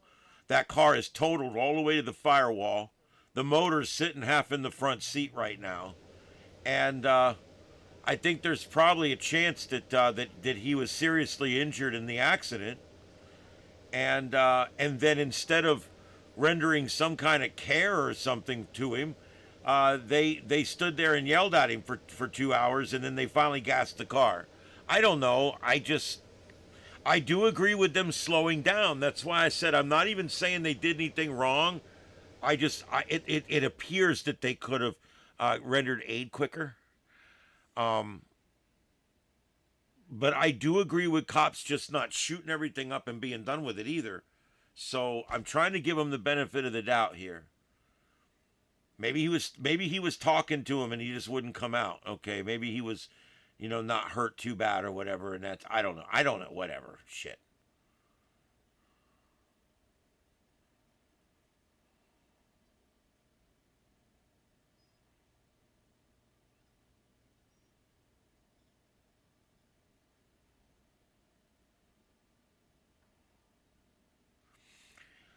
See the two lights in the grill that don't flash, they're just steady burning? Did you know that in California they had a law that they put on the books many, many years ago that every emergency vehicle will have one steady burning red to the front and it will have one flashing amber light to the rear. So when you look at all the fire trucks and all the ambulances and all the police cars in California, and most of them that have appeared in movies over the years, what you'll see is that there's always that red in the front, which is known as the California constant. It's a steady burning red light. If there's only one, it's supposed to be on the front left corner. And it a lot of times they used to put a lens over the spotlight, and they would use that as their steady light. And then in the back, they had to have one flashing amber light to make sure they didn't get rear-ended. And then, of course, now over the years, they've added hundreds of more lights. Emergency vehicles now look like a party coming down the road. But in California, they are still required to have one steady burning red in the front and one flashing amber to the rear. So I just it's a little quinky dink that I think's kind of fun.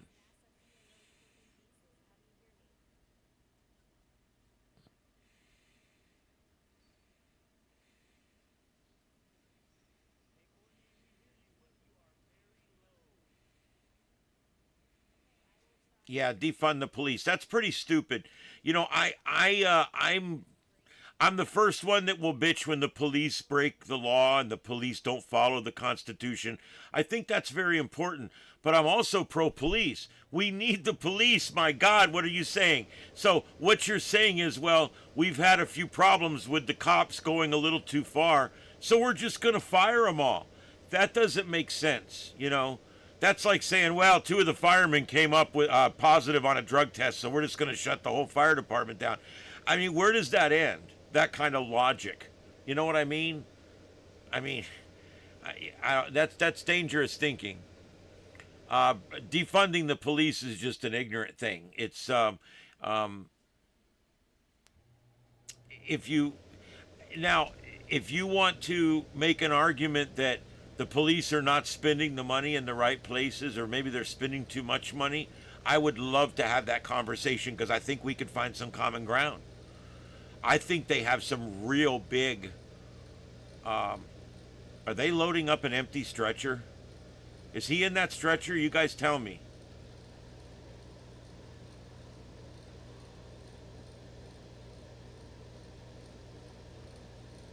They got a sheet over his head? Or I think they're loading up an empty stretcher. I think he's Signal 7.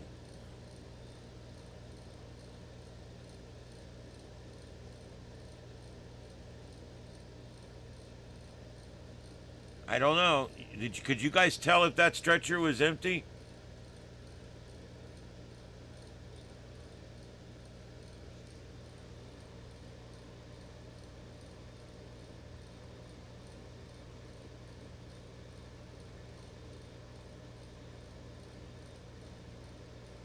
Yeah, I mean, that's it. You know, the W-35 bridge collapses, and we just can't have bridges anymore.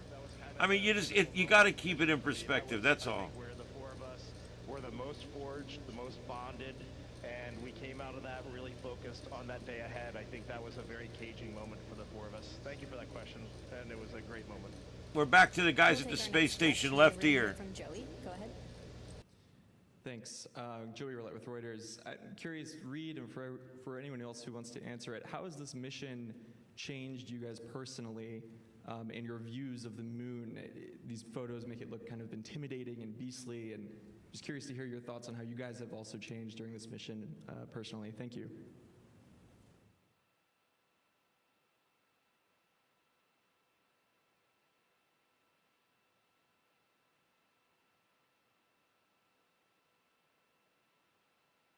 There's a guy laying there face down in the dirt, isn't there? Am I seeing things?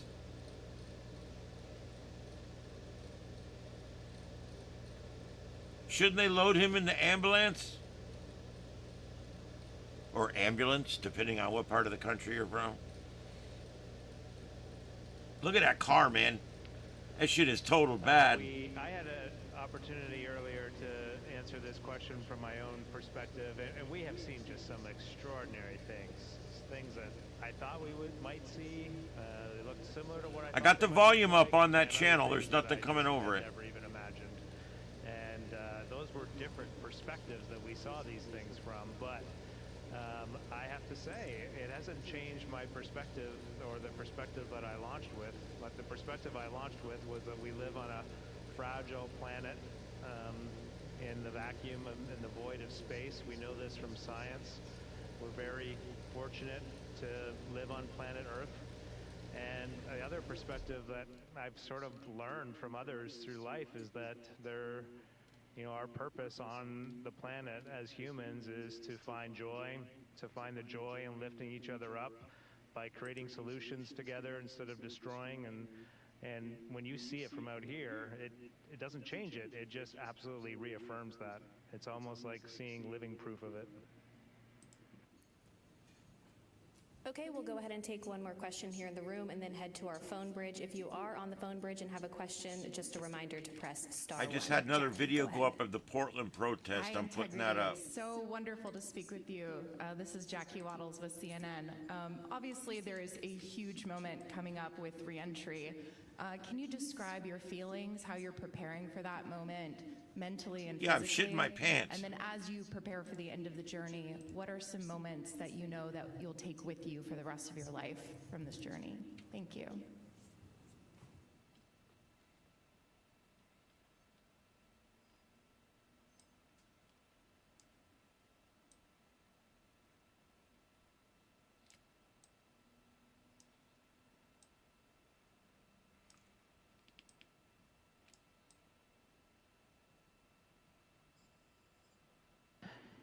You know, it started off sounding like an easy question for me to answer, and then it got really big. But I guess the entry thing, I'll be honest and say, I've actually been thinking about entry. Suspect, they deployed a grappler device to stop the car. Here's that moment. Well, then the driver, we'll see it right here. The driver ends up losing control, crosses over lanes and slams through a wall and into a home. There's that moment. The suspect was pulled out of the car just about 15 minutes ago. It's not clear his condition, though firefighters are there on the scene. This is a live look at that scene. We've been over this for a couple of hours now. Now, Riverside County Sheriff's Department is the first California law enforcement agency in California, by the way, to use the grappler. So you see the SWAT vehicles, you see that vehicle as it had crashed into that wall, and that suspect has been since removed from the Cadillac CTS on the ground there. All right, we'll head as mentioned, condition unknown. Paramedics. All right, hey Sean, welcome back. Thanks for coming back, man. Appreciate it. Yeah, that's one of those grappling devices. He ended up just making the guy lose control with it instead of grabbing the tire. But it did effectively end the pursuit without injuring anybody else other than who was in the car. On the 5 freeway in East LA, Fox 11's Susan Hirasuna joins us now live. Yeah, it did. It bounced up and hit the car and caused him to lose control, I think, or something. It didn't get all wrapped around the tire like it was supposed to. That the off-ramp might be able to be reopened maybe in the next few minutes or so. Some of the police cars that were involved in that police pursuit, they are now being moved off of the off-ramp. It suggests that perhaps the investigation into what happened earlier.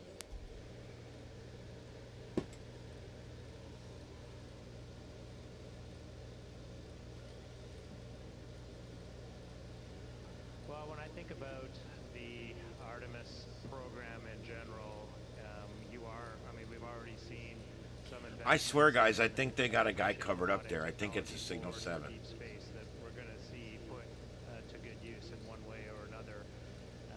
And this is I could be wrong. He won't zoom in close enough. That brings an international collaboration, sets big goals, and doesn't just talk about them, but goes after them and gets it done. We're going to need the advances in robotics. It's really hard out here. We're a long way from home.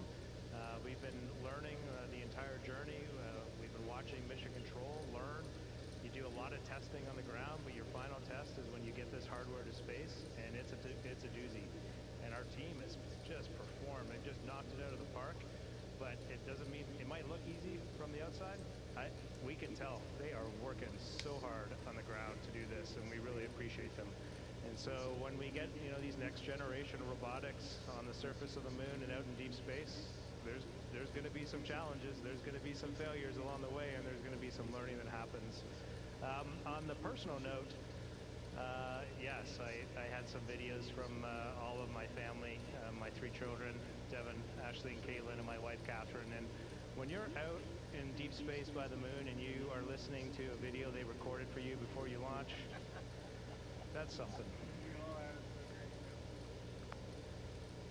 Okay, our next question is from Micah Maidenberg with the Wall Street Journal. Hi, good evening. For anybody who'd like to answer, how do you think the flight has contributed to the broader Artemis program? Of course, it's not over yet, but what do you think the crew has already brought to the table for the next couple of missions? Thank you.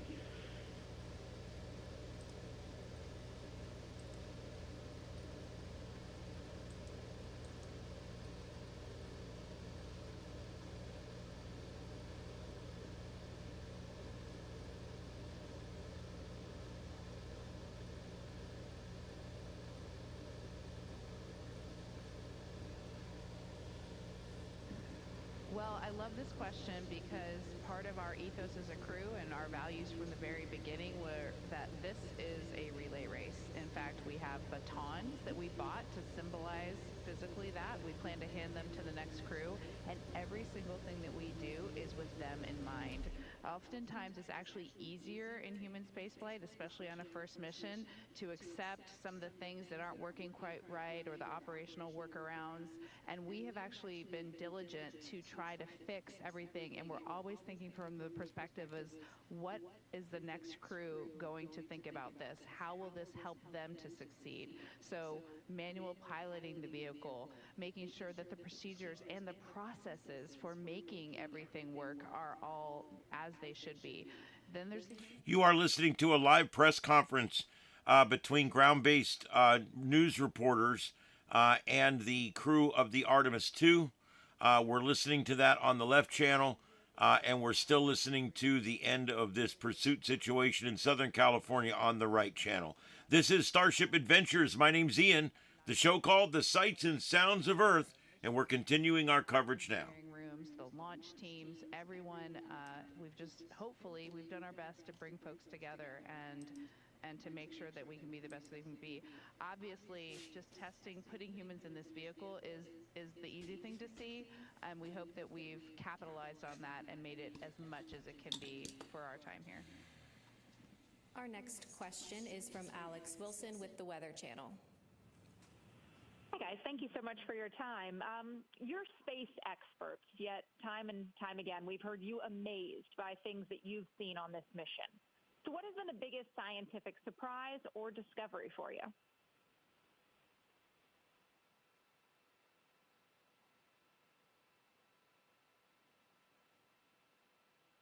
Good night, Joe. Have a good night.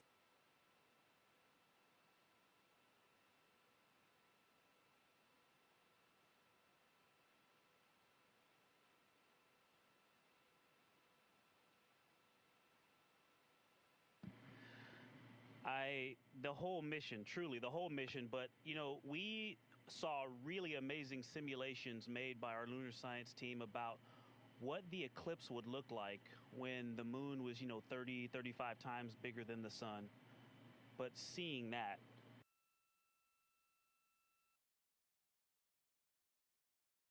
communications, we should be regaining them here.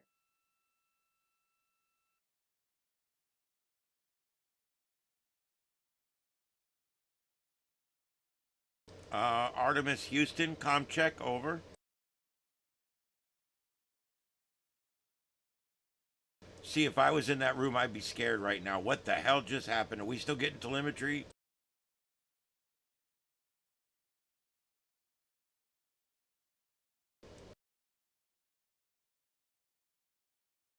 Oh, they've shut off the comms so we can't hear what's going on. We lost your video and handheld mic audio stream. We are troubleshooting.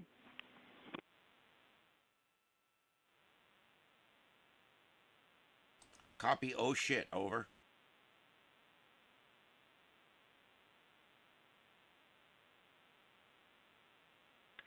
All right, Jenny, we see the issue, and we're correcting it.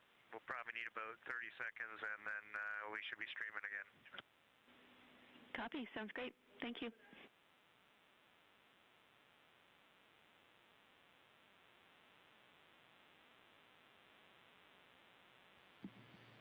Okay, comm check. How about now? Are we back with you?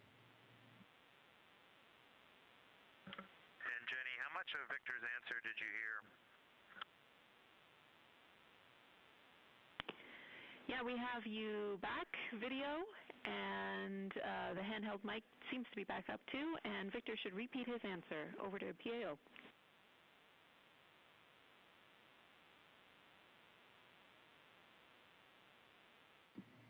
Okay,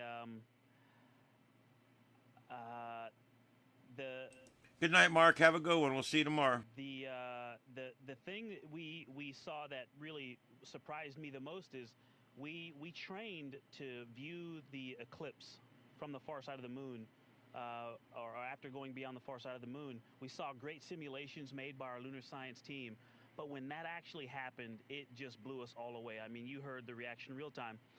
But it was the fact that we trained for it, and it almost was a thing that we were, I don't want to say unhappy about, but launching on April 1st meant the far side wasn't as illuminated as we were hoping. And so, you know, that thing seemed to be a consolation, and it was one of the greatest gifts of that part of the mission. Okay, we'll come back here in the room to Andrea. Go ahead.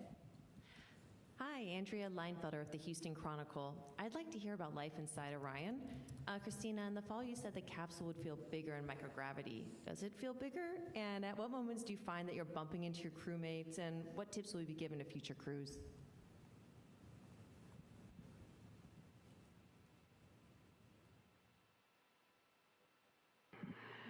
Wow, we have loved living in Orion, and in fact, we've all said that sometimes you can forget where you really are because we're in this small space that just gives us everything we need. But the answer to your question is yes, it is bigger in microgravity, and yes, we are bumping into each other 100% of the time. A phrase that you often hear in the cabin is, "Don't move your foot, I'm just going to reach for something right under it," or, you know, "Can I get there? And my goal is to get over there." And we're constantly moving around, whether it's to complete a task, to just eat, you know, to look out the window, to take a picture. Everything we do in here is a four-person activity. But it's also really fun. Okay, we'll take our next question from Will. Go ahead. Thank you, Will Robinson Smith with Spaceflight Now. It's good to talk with you all. Victor, I want to go to a comment that you made a couple of hours into the lunar observations. You said, and I quote you here, "The Terminator is calling to me." What was it about the observation of the Terminator specifically that was so captivating for you and the rest of your crew? Thank you.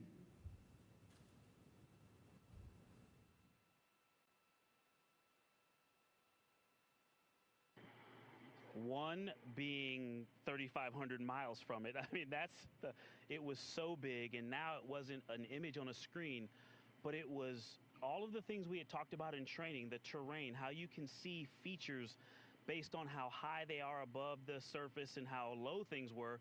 And there were holes that, you know, craters that appeared to just be endless bottomless pits, and then peaks that seemed to be, I couldn't tell how high, but you could just really get a sense of the relief down on the surface. And to look down on it from so close was, or over at it from so close was just, it was hard to describe. You know, when you are in an airplane flying back past, you know, Flagstaff, you're looking out the window trying to, you know, identify Meteor Crater, or looking out trying to find the Grand Canyon. And this was the same thing. But imagine if you had seen Meteor Crater or the Grand Canyon for the first time. Our next question is from the phone bridge from Lauren Grush with Bloomberg. Hi, so great to talk to you for. You know, the world has been watching along with your journey with such enthusiasm and joy. Do you have any sense or feedback of how your mission has reached the masses back on Earth? And does that influence you at all when you speak and narrate your journey?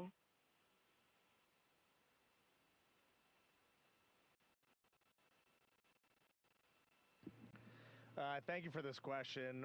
We have had.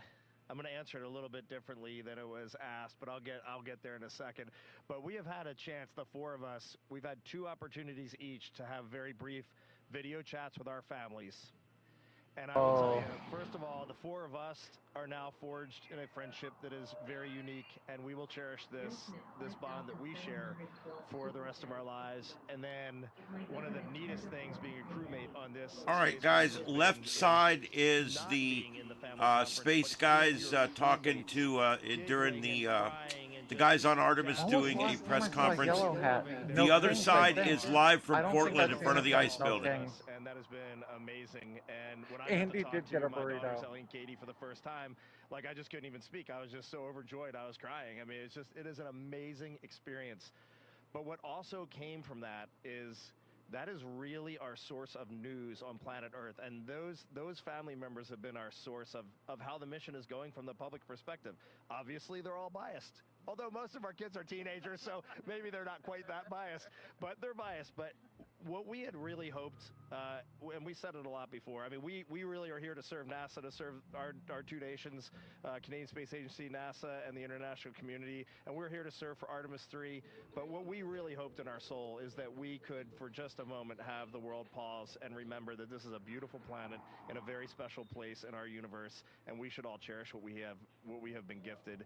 And I think for the folks that decided to tune in, and it sounds like it was quite a few, this has happened, and for that we are eternally grateful. Our next question is from Noah Haggerty with the Los Angeles Times. Hey, great to hear from you all. You had 40 minutes of a pretty profound solitude. You were, farther from Earth than any humans before you. No means to communicate with Earth. It was really just the 4 of you, the spacecraft, and the moon. Wait, what are people saying about me and Andy's chat? Felt like?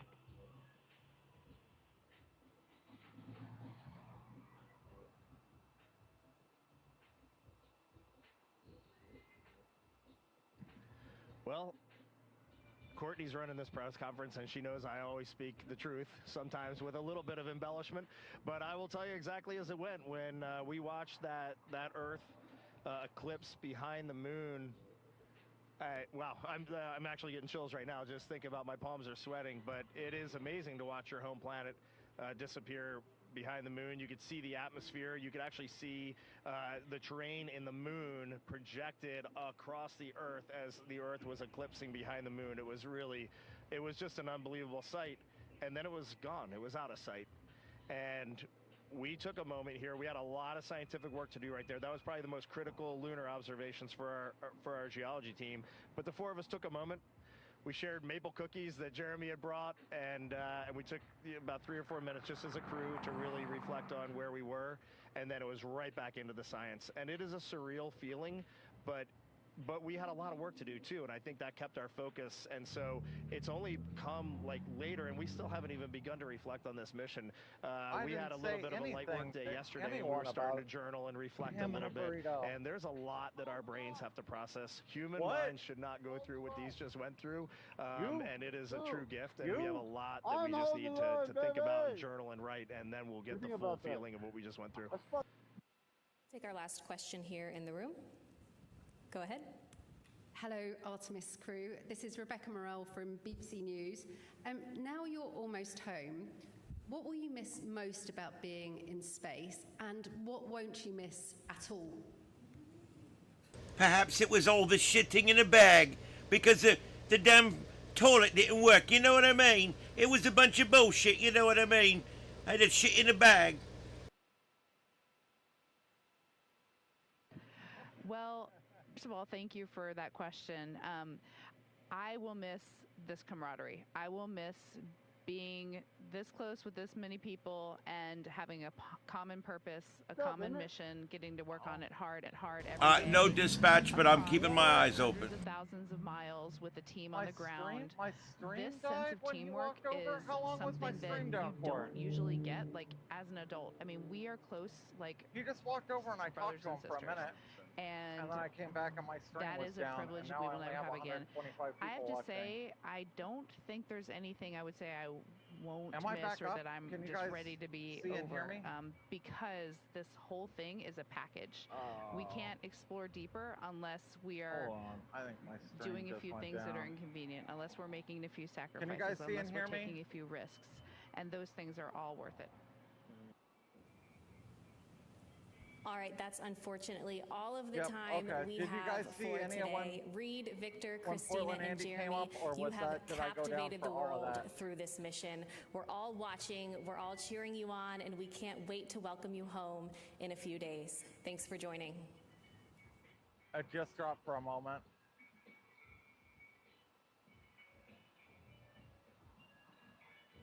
It was great hearing your voice again, Courtney. Take care. Darn, yeah, Portland Andy came across the street and I talked to him for a minute. Integrity, this is Houston ACR. That concludes the event. Thank you.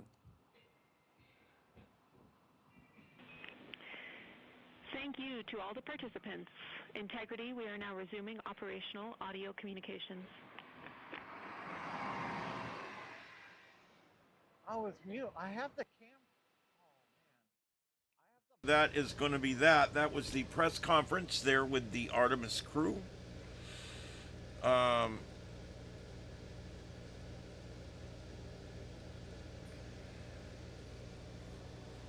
Yeah. Yeah, poor guys, man. It's like the ship went to space and back, and all that broke was the toilet. Guys, it's not bad. I'm sure they had a backup toilet. They got a backup for everything.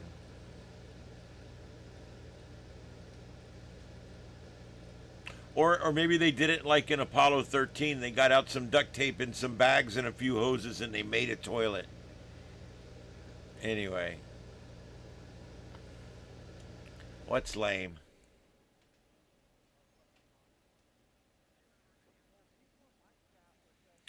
Anyway, yeah, just 2 more missions and we will be landing on the moon. It's kind of hard to believe that that we're back there again. I mean, I can't believe it took this long, but I'm happy we're there. All right, guys, before I pass out in the chair here, I do want to take a look. This is our seismic monitor real quick. And quite a big earthquake, a 5.6 in the Capsian Sea today. And everything else was 5.6, was about the same all the way around. There wasn't anything too crazy today, but again, we're still seeing those same areas that we've been seeing. But we'll keep an eye on it. I normally bring this up if there's something big going on. Tonight, just kind of a normal night. No big deal. And let's see here what else we got going on. This is the only severe thunderstorm warning that we have out right now, and that is that's going to be, believe it or not, in California. So it seems to be going away. I have a funny feeling they're going to go ahead and allow this to expire, and that will be it. Yep, that'll probably be it. With that. All right, and again, we're checking out, we're monitoring the situation in Israel. Let me see, I wanted to also get, I wanted to check out, where did it go? Holy crap. There it is.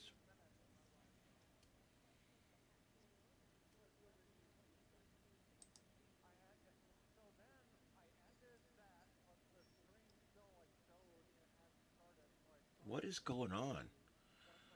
I've been having issues with websites tonight, like not wanting to come up. Some come up fine.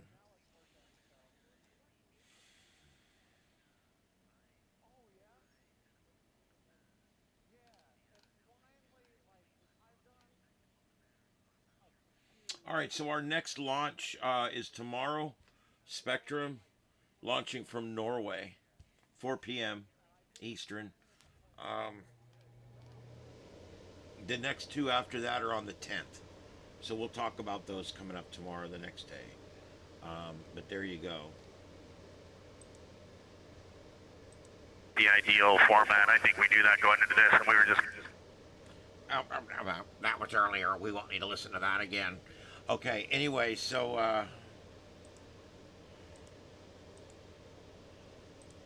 All right, there we go. That's going to be that. All right, guys, last call for the chat room. I'm going to be calling it a night here in just a minute. Been on 2 hours, 13 minutes. I do appreciate all of my moderators tonight keeping things going. And I do appreciate everybody for being here tonight. And I hope that, yeah, VTX, you know, I don't know. I guess of all the pieces of equipment on that whole ship, the toilet broke. That's kind of good luck if you think about it. Because, it could have been like Booster 2, or it could have been the navigational system or something. No, I think it was good. The toilet broke, big deal. You can shit in a bag, bring it home with you. Daddy's doing good. Daddy's got this new thing he's doing every night where he literally, one of the kittens here that's about maybe 4 or 5 months old, he's literally sleeping with this kitten now. It's become a thing. Every night they go and they sleep somewhere. It's the coolest thing. He just loves little kitties. He just absolutely loves little kitties. And he does this thing where he just goes and curls up, and the little kitty comes over and curls up with him. And they literally are living, basically, you know, hanging out. I don't have a good picture, but I got a picture. I could try to show you. I don't know if it'll work or not. But anyway. That's the only thing I got. I know you can't see it. But anyway, there it is. You can see Daddy Kitty laying there with the little baby's head sticking up. And he literally just lays on this old thing in my yard. And he just lays there, and the little kitty comes up and curls all up in his fur every night. And it's just the cutest thing. Shitter's full. Yep. That would be from National Lampoon's Christmas Vacation. Kat and I at work tonight were talking about that movie and Scrooged being my two favorite, not only my two favorite Christmas movies, but two of my favorite top 25 movies of all time.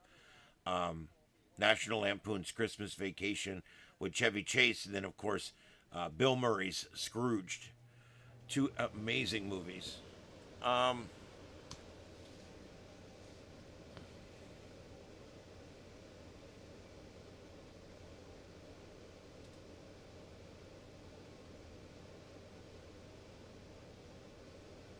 Hey, no problem, William. I'm glad to do it. I like to do it. We'll talk more about it, but coming up, we're going to be talking about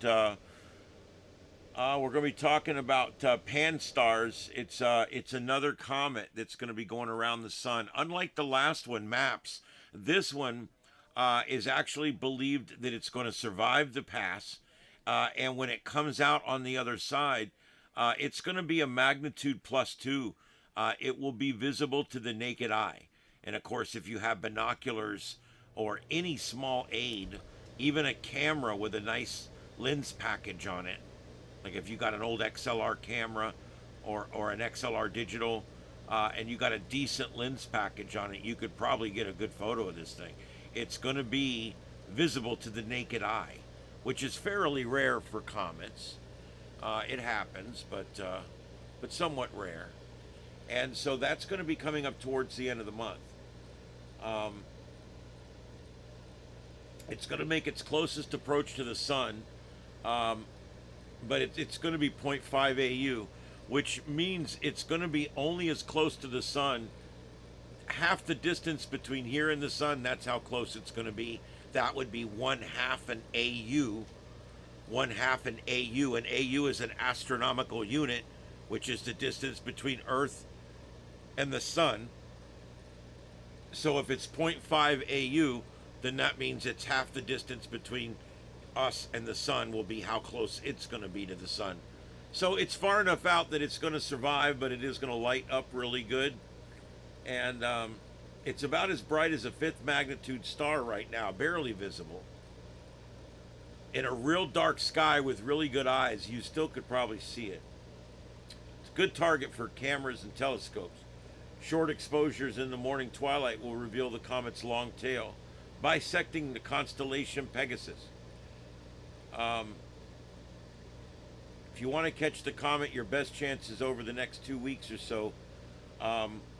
You'll need to get up early, a couple of hours before sunrise, and have a good low eastern horizon. You're going to want to look east towards the sunrise, because remember, it's diving towards the sun.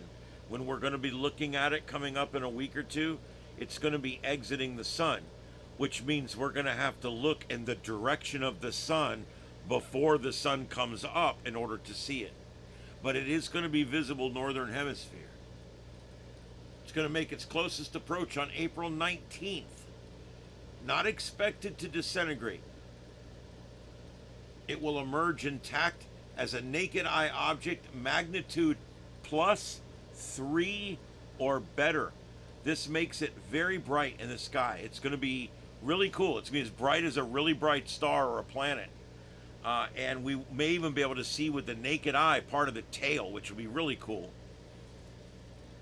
So this is going to be coming up in a couple weeks. I'm going to be in Georgia when this happens. So I'm really looking forward to this, because I've got some very dark sky locations up there.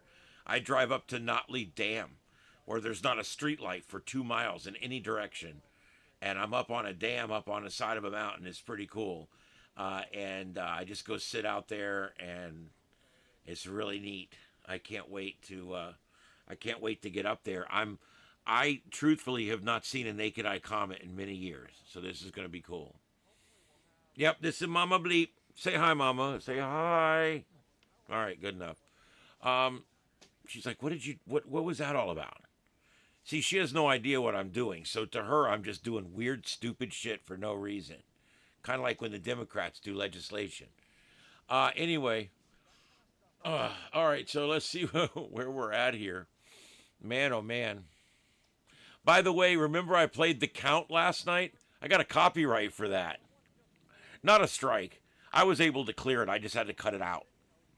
But I couldn't believe that. It's like someone ripped them off 10 years ago or 20 years ago and beeped it out and then reposted it, and then someone else reposted that, and I got hit with some kind of copyright. Give me a break. I could have fought it and I would have won. But I don't need the bad karma. I just cut it out. It's not a big deal. You guys all got to see it, right? And it doesn't matter. Very few people watch all the way through my old videos from the day before or whatever. So I just cut it out and just kept it. Just didn't bother. I don't want to fight it. I fight them every now and then. You know what I've been fighting them lately? There's been people over somewhere else in the world. And what they're doing is they'll take I'll post I posted scanner traffic from the night that the Key Bridge in Baltimore went down, and Carlotta was here at the time, and she lived right near there, and that was a big deal, and so we put up feeds and everything else. Well, I put up the actual. You can go back on my channel; it's there. Just type key in a keyword, K-E-Y, and it will come up. You can listen to the scanner traffic from the Key Bridge collapse. You can hear them talking about it, yelling on the radio, oh my God, it's coming down. And I posted that. Well, 6 months later, some guy on the other side of the world claimed that as his copyrighted stuff. Now that I'm going to fight. And I fought that and won. But what this guy does is he literally just finds stuff and he posts it, and then he turns around and accuses anybody else that posted it as a copyright. And if I just click I don't care, he makes all the money from my video. It's crazy. And a lot of people do this because the providers aren't going to take the time to go and deal with it. So it's kind of one of those, it's kind of a little bit of a YouTube scam that's going on right now with us. I don't get it very often, but I do get it. Oh, I don't want to do Rumble. I'm monetized here. I mean, I don't know. I don't know how this works. I don't even know anything about Rumble. I've just heard bad things. So I don't really know what to say. I'll tell you what. We've got a Zoom meeting coming up in a couple weeks, 2 or 3 weeks, as soon as I get back from this trip. and I will have that on the agenda, and we will talk about it. What else? Where else should I go? You know, what are the benefits? What can we do there? My computer can certainly send out multiple streams. My OBS will send out multiple streams, even if I have to pay. I can pay for the next level up, and I can send out like 8 or 10 streams at a time, which my computer will do now that I've fixed that problem. So that would be something we could look at. YouTube is on my ass to broadcast in upright format, and I'm just not going to do it. I don't know what this fetish is. You know why people like upright format? Because they're lazy. They want to hold their phone like this. I'm videotaping. Just hold your phone like this. It just takes a little more effort. Just a little more effort to hold your phone like this. I absolutely despise upright format. I do. It's terrible. It's all sky and feet and road and ground and clouds. And I'm like, all the action is in the middle. And I love it. I was watching one about a month ago, and it was so effed up. This guy is standing there having a conversation with his 4 or 5 friends. And because he's in upright, every time one of his buddies would talk, he would move the phone. And he was literally doing this back and forth. I was like, I'm going to get sick before this is over with. But that's what he had. Where if he would just take one step back, put it in landscape format, he could have captured the whole conversation. And it would have been so much better. And you get to see a lot more of relevant things. Look, this is relevant. This is all relevant. Sky, road, not that relevant. I'm sorry. It's just not. I mean, whatever. If you're a meteorologist or in the fancy shoes, I guess. But the truth is, I just don't see the need, the desire, or the purpose for upright format. I just don't.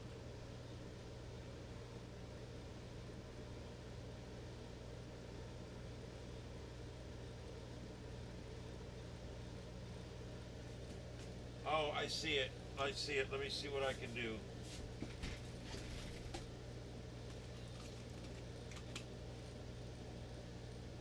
Yep, I'll fix that real quick.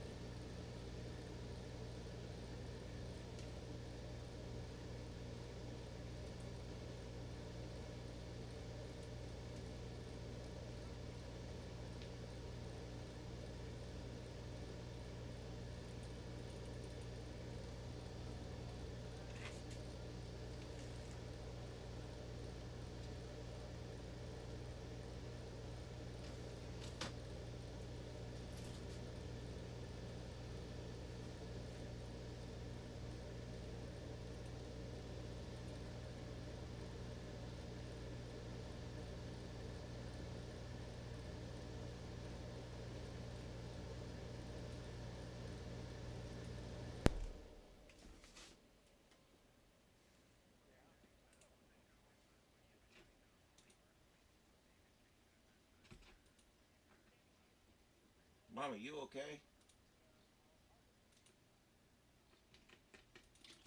You're gonna fall off, little girl.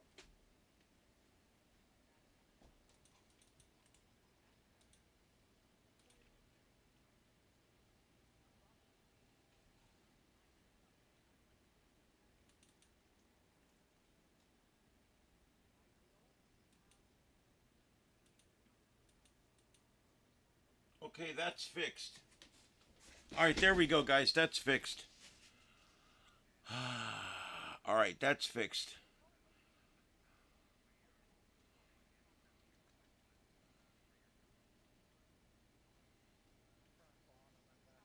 Yeah, we'll talk about Rumble. We'll talk about whatever else when we do this. All right, guys, I'm going to be signing off. I'm going to play you a song that I made yesterday. That's pretty good, and we'll see if you guys like it.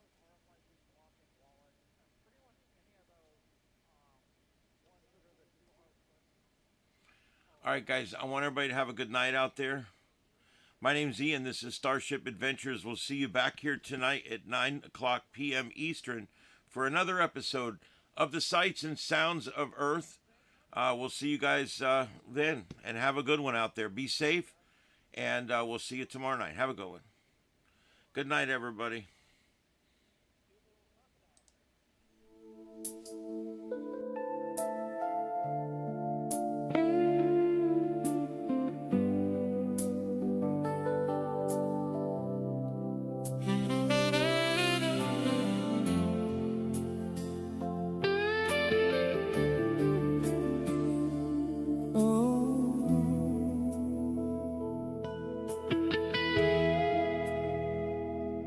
I was just a kid back in '69. Sat on the floor with my eyes on the screen so wide. Watch those men in white suits take that giant leap. And something deep inside me swore I'd never lose that dream. Now here we are, all these years gone by, but America's still reaching for that same blue sky. Orion's rolling, 4 brave souls inside.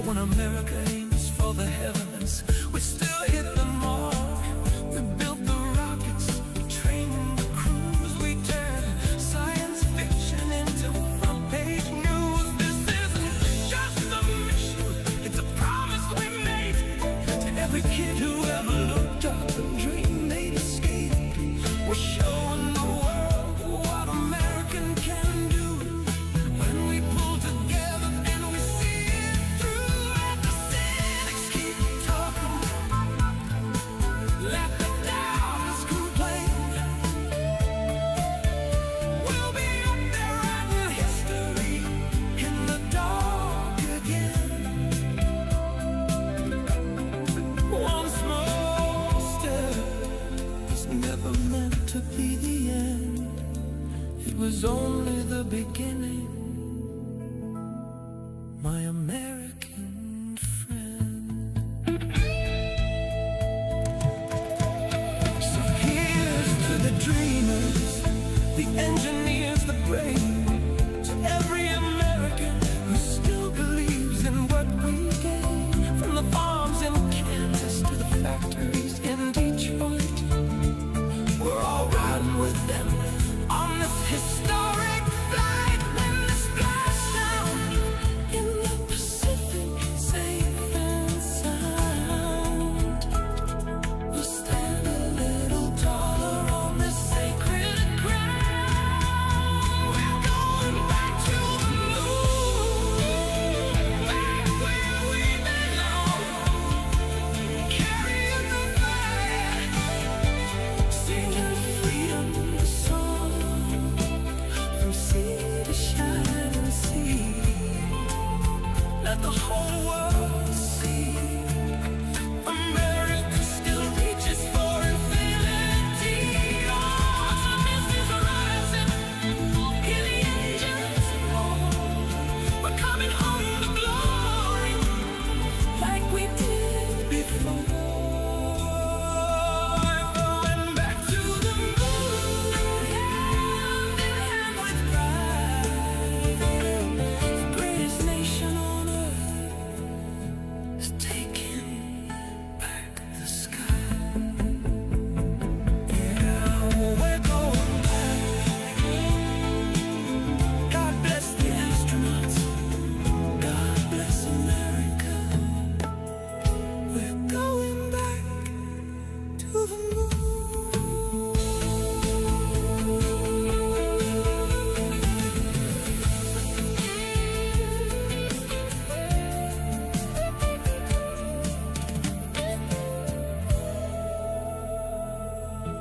I was just a kid back in '69. Sat on the floor with my eyes on the screen so wide. Watched those men in white suits take that giant leap. And something deep inside me swore I'd never lose.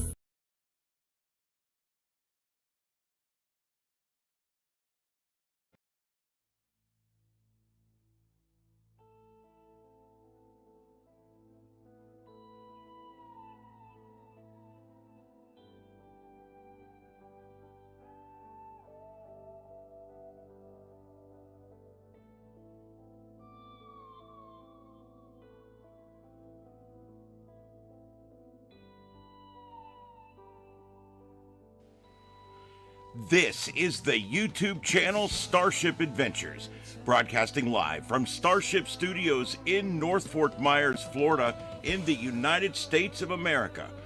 We thank you for joining us this evening for another broadcast of the Sights and Sounds of Earth, covering every breaking news story across this troubled planet of ours. We brought you the raw, unfiltered pulse of the world in real time through our unique multi-screen format, broadcasting in high definition worldwide via fiber optic connection.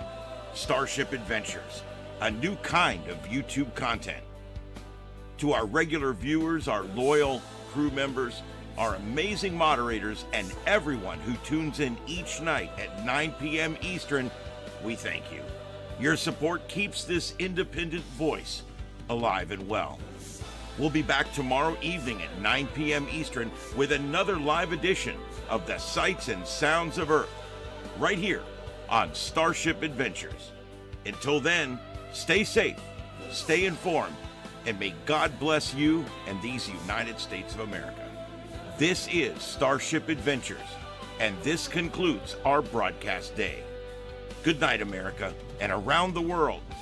Kilo Oscar 4, Echo Foxtrot Sierra. Signing off. QSY 7-3s, everyone. 7-3s.